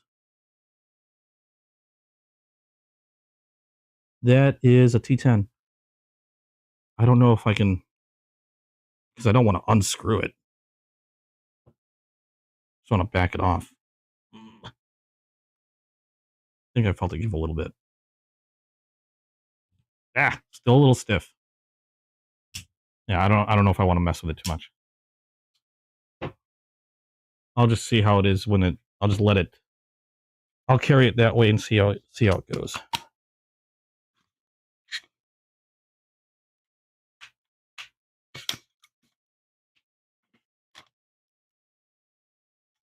But otherwise, pretty solid. I like the matte finish on the DLC is pretty nice. I really do like the grip on this. So much better. What? Oh, you mean with a carry in the pocket? Yeah, so much better. All right. Other thing we got to test. I've been hearing that these are supposed to be really nice factory edges. So, where's my magazine paper?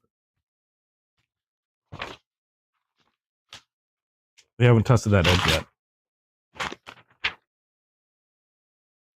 Does feel really. I can see why people like them now.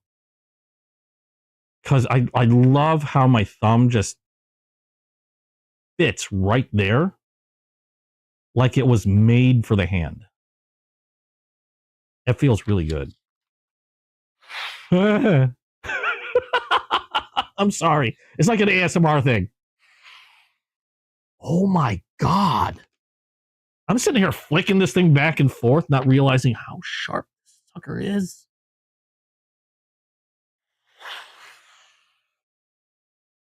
I can hear how sharp that is. And the crazy thing, okay, first of all, really sharp edges on the paper, like smooth, crisp edge on that cut. The crazy thing is I barely feel any resistance. It's almost like I just barely feel the papers there. It's almost like I'm just running my hand through air.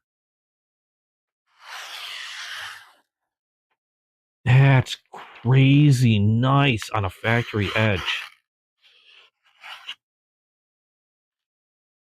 That is sharp. They did a really good finishing job on that edge. And yeah, the sound of it going through the paper, it swam through that. I mean, just in comparison, let me see. I know this is sharp. The Kaiser was already out, so. Like, you can hear it. It's sharp. But, like, this is a really crazy good edge, but this thing, it was like I was not cutting through anything. That's really impressive. Okay. I'm beginning to see why people like these. Let me put this back away. I do like the blacked out look. I had, when I was doing my research on these, and then people were talking about like there's such a big Burning, how you doing? Welcome to the stream. When I was doing my research on these and found out that there was such a big aftermarket thing with Spyderco, I admittedly fell down that rabbit hole. Again, that's one of the reasons why I had that pocket clip ready to swap. Is again was the complaints about the pocket clip on the Para 3. So I'm glad I did that. I can see why people are talking about that. But the aftermarket, like I was mentioning before, is huge on these. And I had been looking at different scales, titanium scales, different color G10, aluminum, all this other fun stuff. But I don't know if I want to bother. Because one, I do like the blacked out look on this. I normally don't dig blacked out knives. But this one does look pretty sharp. I do like the DLC coatings are like the only coatings I really like. Otherwise, I generally prefer a naked blade. But this, oh my God, look at my fingers. It's a really grippy G10, but it's not uncomfortable. In fact, it's really comfortable, even with it being like super grippy. Right now I'm gushing over this because this is the first Spyderco I've ever got, and I just opened it live here. This is impressive. Okay, I can see why people like them. I can see what again, a little the only complaints I have so far, it's a little stiff on the pivot. Understandable. They're bushings, they're not ball bearings. And that pocket clip. I am so glad I went ahead and ordered that pocket clip because that was probably the biggest thing about this that I didn't like was how that pocket clip not only rode in the pocket, but I didn't actually like how it felt either. The thumb hole is going to take a little getting used to. It's not exactly a fidgety knife. So, it's not like, because I tend to fidget with my knives a lot. Like, I'll have a knife like this and I'll just be sitting here flipping them open, flipping them closed, and all that other stuff. To the point of where my girlfriend gets annoyed.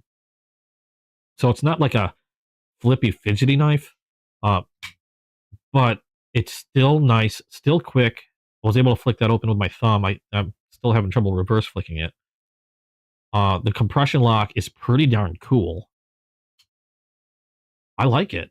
I can see why people really like these. And I had to go with the salt version, the Magna Cut steel, because I figured if I was going to test out and get my first Spyderco, I was going to get a good one, I guess. I don't know if there's a bad one, but I wanted to get one with Magna Cut steel, again, being my favorite steel.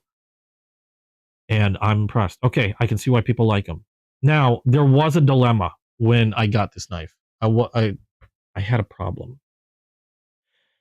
I picked the Spyderco 3 because of the blade size. Again, I live in a state where blade length is restricted. So that's why I went with a Spyderco 3 and not the Spyderco Para 2. But when I was doing my shopping around, another knife kept coming up. And there was been a lot of I started noticing a lot of debate between Spyderco Para 3 and this other knife. And I was starting to get torn. I picked up the Para 3 because this seemed to be one of the most widely popular. It's been out for a long time. It's not a new knife. Well, this version might be somewhat new. But it's been a widely popular knife. And so that's why I went with the Para 3. But I kept seeing that other knife being mentioned and being compared to this one. And it was driving me nuts because I had a hard time, like, which one do I get? I mean, ultimately, I went with the Para 3. And I might have gone with the other one too. So, not only my first Spyderco, my first 2 Spyderco. This is the reason why I had a problem. It's because they were mentioning another knife alongside this one, and Waylon, taking my thunder. No, I'm kidding. Yes, the Sage 5. So they kept oh, is that a sticker? Oh, nice. I didn't even notice it. Well, what else is in here? Oh, okay. Well, foam sticker. Okay, whatever. We got that. We got a sticker. That's cool. I they kept mentioning this in comparison to the Pair 3. And was 8.4, no, 8.5 was one of the ones that I was looking for. 8.5. 8.5 is my birthday. That's why I was looking for an 8.5. I got a knife that was born date on my year, but haven't got one that was born on my day. And how you doing, Yoda? So yeah, I couldn't ignore it. I went and also at the same time picked up a Sage 5. Now, this one also, because I wanted something comparable, I also got the Sage 5 in their Salt series.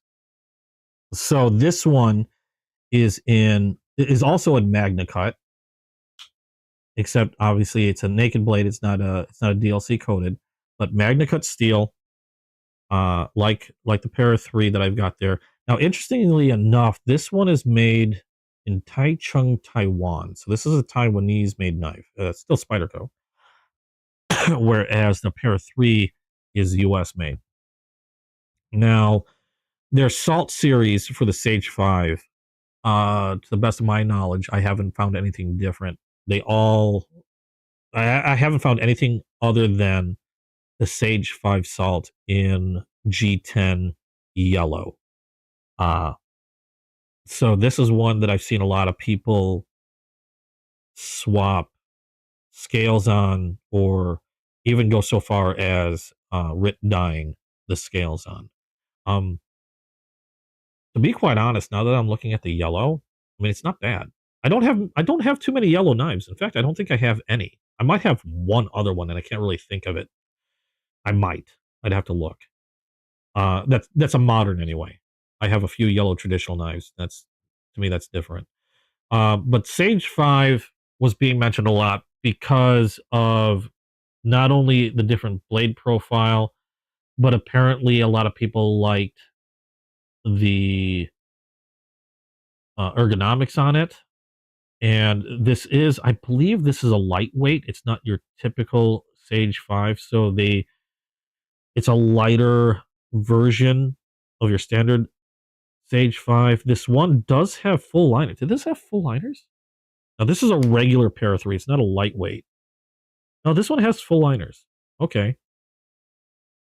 Because I think the lightweight version of the Para 3 doesn't have full liners. This one does. The lightweight Sage 5 has full liners. But I believe they're almost identical, except maybe like scale material. But I can't really think, other than weight, I can't really think what the difference between a regular Sage 5 and a lightweight would be. It does feel a little thinner than the Para 3. I know I'm comparing it to a Para 3, not a regular Sage 5. Now, ergonomics, that does feel really nice. Oh, yours is on 7.5? Yeah, mine's 8.5. I'm looking for an 8.5 knife. I'm kind of hoping. But it's kind of a luck thing. You find one, if you're lucky, you'll get one. But it does feel really good. It is on the thinner side, so it's not really filling my hand like the Para 3 is. It doesn't have as big a ramp up. Now, it's a leaf style blade in comparison to the Para 3, where the Para 3 has this, like, I don't know what you call this. I guess it's a clip point. It looks like a bird beak. Again, that's one of the reasons why I wasn't, I never got one before. They just looked weird. I do like the look of this leaf shape. Thumb hole wise, they look about the same size. Now, this one also has the compression lock. I wanted to make sure I got a compression lock for both, because I really wanted to check this compression lock out. Oh, this one is drop shutty. Okay, can I reverse flick this guy? Nope. Oh, yeah, I can. I can reverse flick this guy. Yeah, the Para 3, a bit stiffer. I don't know. Again, I might just need to loosen that pivot a little bit more. No movement on the blade. That's good. Nice solid lockup on this one.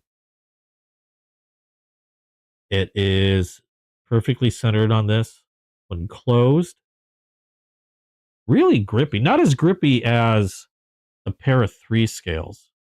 Ooh, yeah, I gotta. I'm gonna have to practice that reverse flick on these. It's a little weird with that thumb hole. They're a little eyeball. Jimping on the finger choil also helps with grip. I don't know. I kind of like how this one ramps up a bit more. Like I can push on the back of this blade. I can still give a little push on the back of this one, but you don't have as much. It doesn't ramp up as high. It's still really comfortable though. Oh, wait a second. You got a wire clip for this one. It is reversible. It doesn't have as many positions as the pair of 3. But you get a nice wire clip. Are the handles sturdy?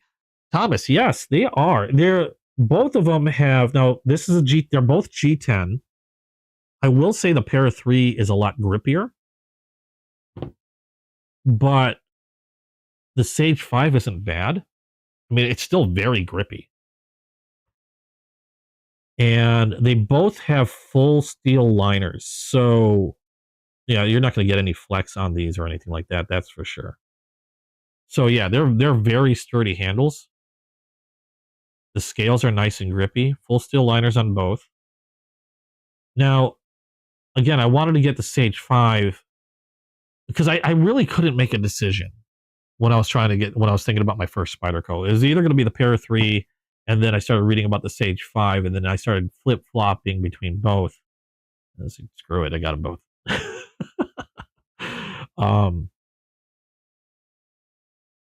Now, CPM MagnaCut on this one, just uncoated like I said before.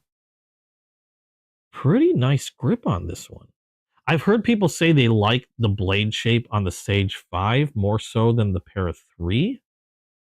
I mean, admittedly, the Sage 5, the profile on this leaf shape profile is something I admittedly would gravitate towards had I not heard so much love for the pair of 3. But now having the pair of 3 in hand, I can understand why people like it. It does feel really comfortable. Still very ergonomic. Let's see how. Now, the pair of 3 really impressed me with how sharp that blade was out of the box. I would have to assume the Sage 5 should be the same. So we'll take a look.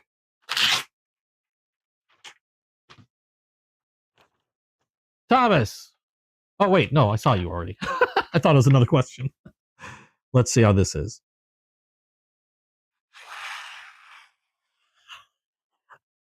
That felt the same. A little more volume, but otherwise, that feels nearly identical. It's like swimming through that. Like I feel just the barest resistance when cutting the paper. It's like it's almost not there.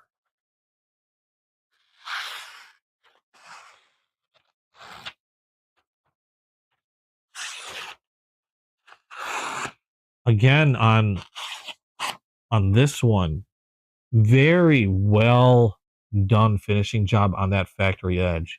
They weren't kidding. That's another thing that I've read about when doing my research on these is everybody was talking about how sharp they were out of the box. They weren't kidding. It's not just a fluke. Oh, I hit the choil on that one.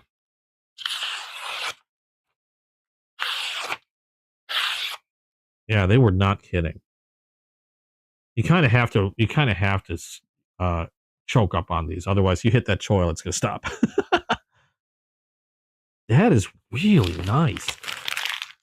You know, if I had to choose between the two, it still would be kind of hard.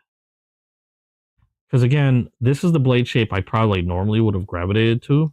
Because I always thought that Spydercos looked weird to me. But this one grew on me. And it's so grippy. but it's a comfortable grippy.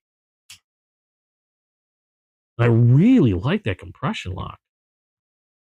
I'm in trouble. That's nice. These are nice. Now, I don't know if I was saying before, a lot of people like to customize their Spydercos, and one of the ones that I see customized a lot happens to be the Salt Sage 5, because again, it only comes in this yellow. And wait, these aren't G10 actually. No, scratch that. I screwed up. Those aren't G10. This is FRN. Is this? No, these are G10. Okay, so the Para 3 came in G10 scales. The Stage 5 is FRN scales. Okay. That's another reason for the difference that I was feeling. But a lot of people like to customize these, and yeah, they're super slicey. I've seen this one customized quite a bit, but I don't know, the yellow's not that bad. I know why they do them in yellow, the Salt series, is because they advertise the Salt series as something that could withstand a lot of corrosion. So they push it for people that like do a lot of work, say diving and things like that. Personally, I'd probably choose something like LC200N steel for that. But MagnaCut has a good deal of corrosion resistance. And I know they used to do, like, I know these came originally in like yellow or even black and yellow, but it was supposed to be for high visibility. If you were to drop your knife, it'd be easy to find. Now, I don't go diving.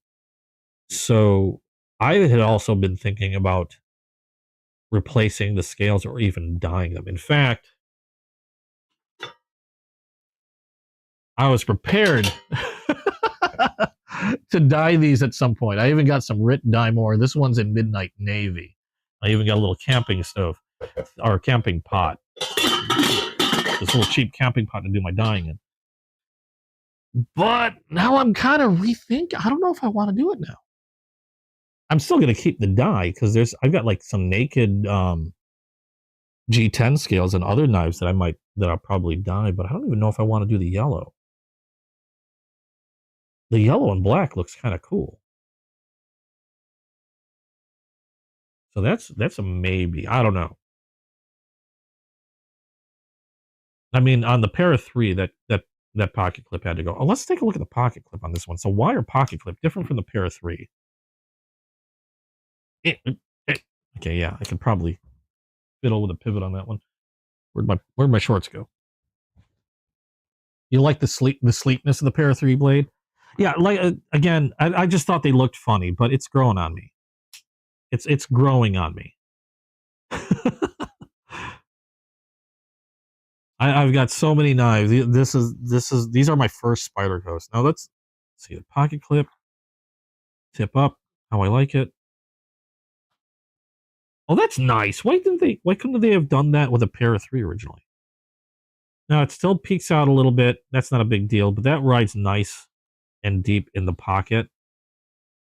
That I do like. And I think this one, I believe this is a 3-inch blade. I believe this one's like a 2.9 something. I mean, just a hair less on the Para 3.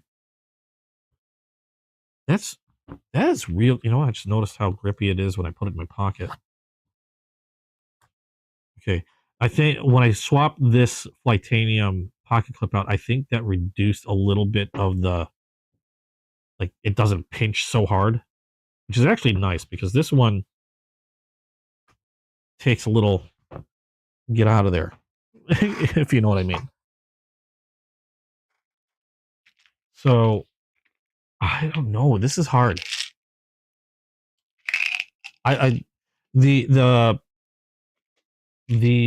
Stage 5 admittedly is something that I know, like, if I had known nothing about Spyderco or read nothing about it, profile wise, that probably would have been what I would have gone for originally.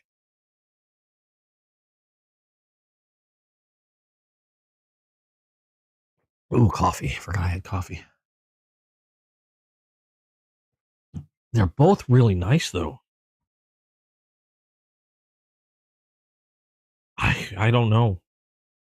I mean, In terms, if I were to pick one, if I were to say one over the other, I really can tell you. I mean, admittedly, this one I didn't have to do anything with. I like the pocket clip. The blade is really nice. I like the profile. Ergonomics are great. It's very comfortable. And admittedly, I didn't have to do anything. This one, I swapped the pocket clip on because I'm sorry, the original pocket clip is kind of horrendous. I didn't like it. So I had preemptively, because I've heard a lot of people say it, preemptively got another pocket clip, swap that out. Now I really like it. Um, but I mean, out of the box, I would probably, okay, yeah, still on the stiff side. Out of the box, I'd probably have to say the Sage 5, just because I didn't have to do anything different. I didn't have to, you know, the pocket clip's fine. The wire pocket clip on this is fine. I barely feel it when I'm holding the knife. But otherwise, I mean, if it wasn't for that, it would make it even harder to really pick one out of the two. If I didn't have to pick the or replace this pocket clip on this, because if this was how the pocket clip originally was when it came out of the box, I don't know if I could say which one would be better than the other. It would really have to go down right there to blade preference, and they're both magnet cut, so they're both steels that I like.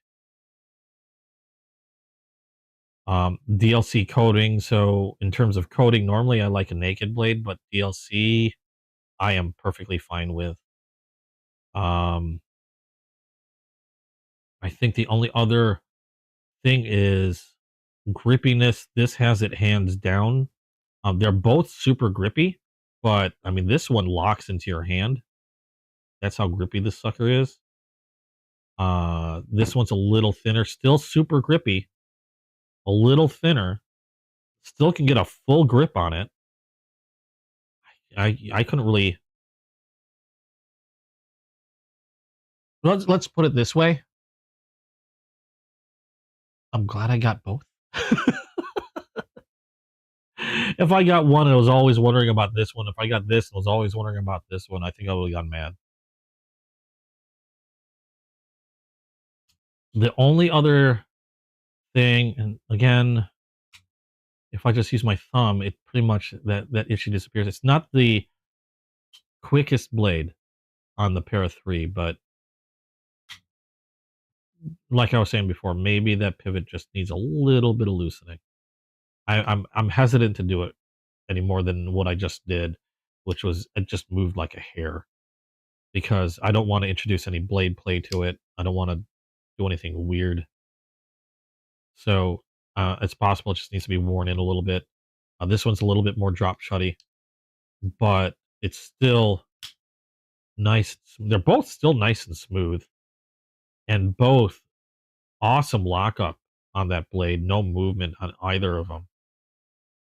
Super sharp, like crazy sharp. The only the only other knives that I would say in terms of sharpness, like Factory Edge, you'd be surprised to hear this that I have in my collection anyway. Now, you know, obviously, I can't speak for any models that I don't own, but in terms of my collection, the only other knives that approach how sharp this thing is are my SRM knives, which they're budget knives. They're really inexpensive knives, but whoever's doing the finishing, the edge finishing on SRM knives needs a raise because the edges on the SRM knives are crazy insane sharp. I mean, I'm talking like mirror polished and crazy sharp. So yeah, smooth. If I'm not doing a reverse flick, which is still something I need to get used to, but kind of still have to get used to this eyeball.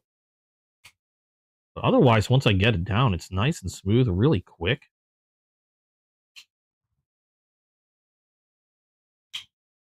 Nice snap.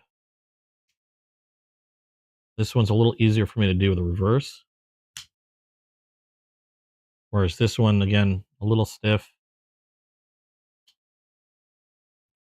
so it doesn't, I can't snap it out all the way. But if I just use my thumb, yeah, still smooth, pretty quick, no movement. I can't. It's hard to tell.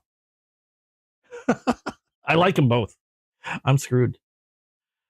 Actually, not so bad. I'm in a way, I'm kind of glad I got both because the temptation to grab like 50 other models is, like I said, there's a reason why I wanted to go with the Magna Cut. The Salt series is, I really like that steel.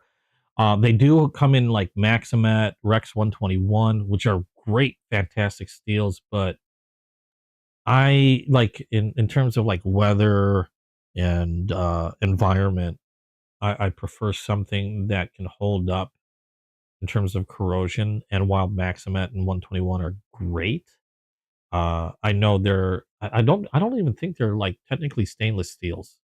So you do have to take a bit more care of those, even though they are premium steels, super great steels. You do have to take a bit more care with those in terms of maintenance so that they don't rust on you. Where I feel like I can relax a little bit more with the Magna Cut. Same thing with like I know they come in like Spy 27, which is a Spyderco. Uh, what's the word I'm looking for?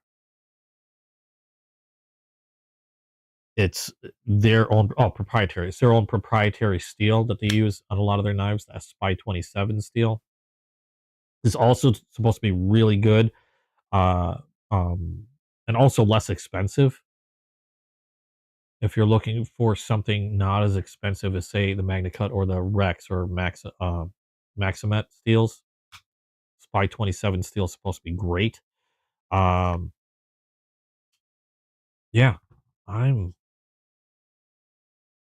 These are not. The yellow's growing on me. I mean, I was really thinking about dyeing this or buying some aftermarket scales. I don't think I'm gonna bother. I really like the look that the yellow and then the black liners and back here. No backspacer. We just got standoffs in here. Does this have a backspacer? No, no backspacer on this either. Just some standoffs. I'm impressed. Okay, I can see what people were talking about. I can totally see what people were talking about with these, with the Spydercos. So yeah, popped my Spyderco cherry. Finally picked a couple up, and uh, thumbs up on both. I wish I could give you. I wish I could say which one is the better of the two, but I can't.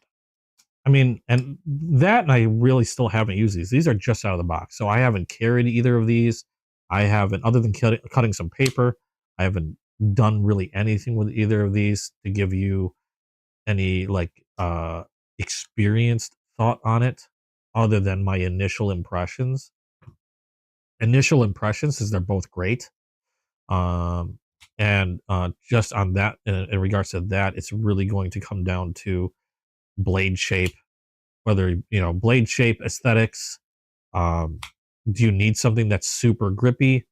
If you need something that you really need a good grip on, I would say this one. If you need something where you're going to go diving but you want something to stay, like if you were to accidentally drop it in the water, you want it to be nice and visible, this one.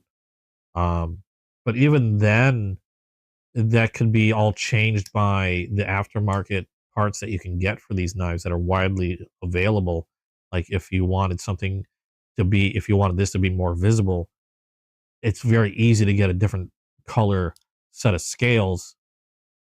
And then now you've got one that's easily visible if you're dropping in murky water. If you don't like something that's, this bright yellow, a lot of people are dyeing these. I had really had the intention of possibly dyeing these blue, but I'm really liking the yellow and black, or just swapping these out completely for a different material whatsoever.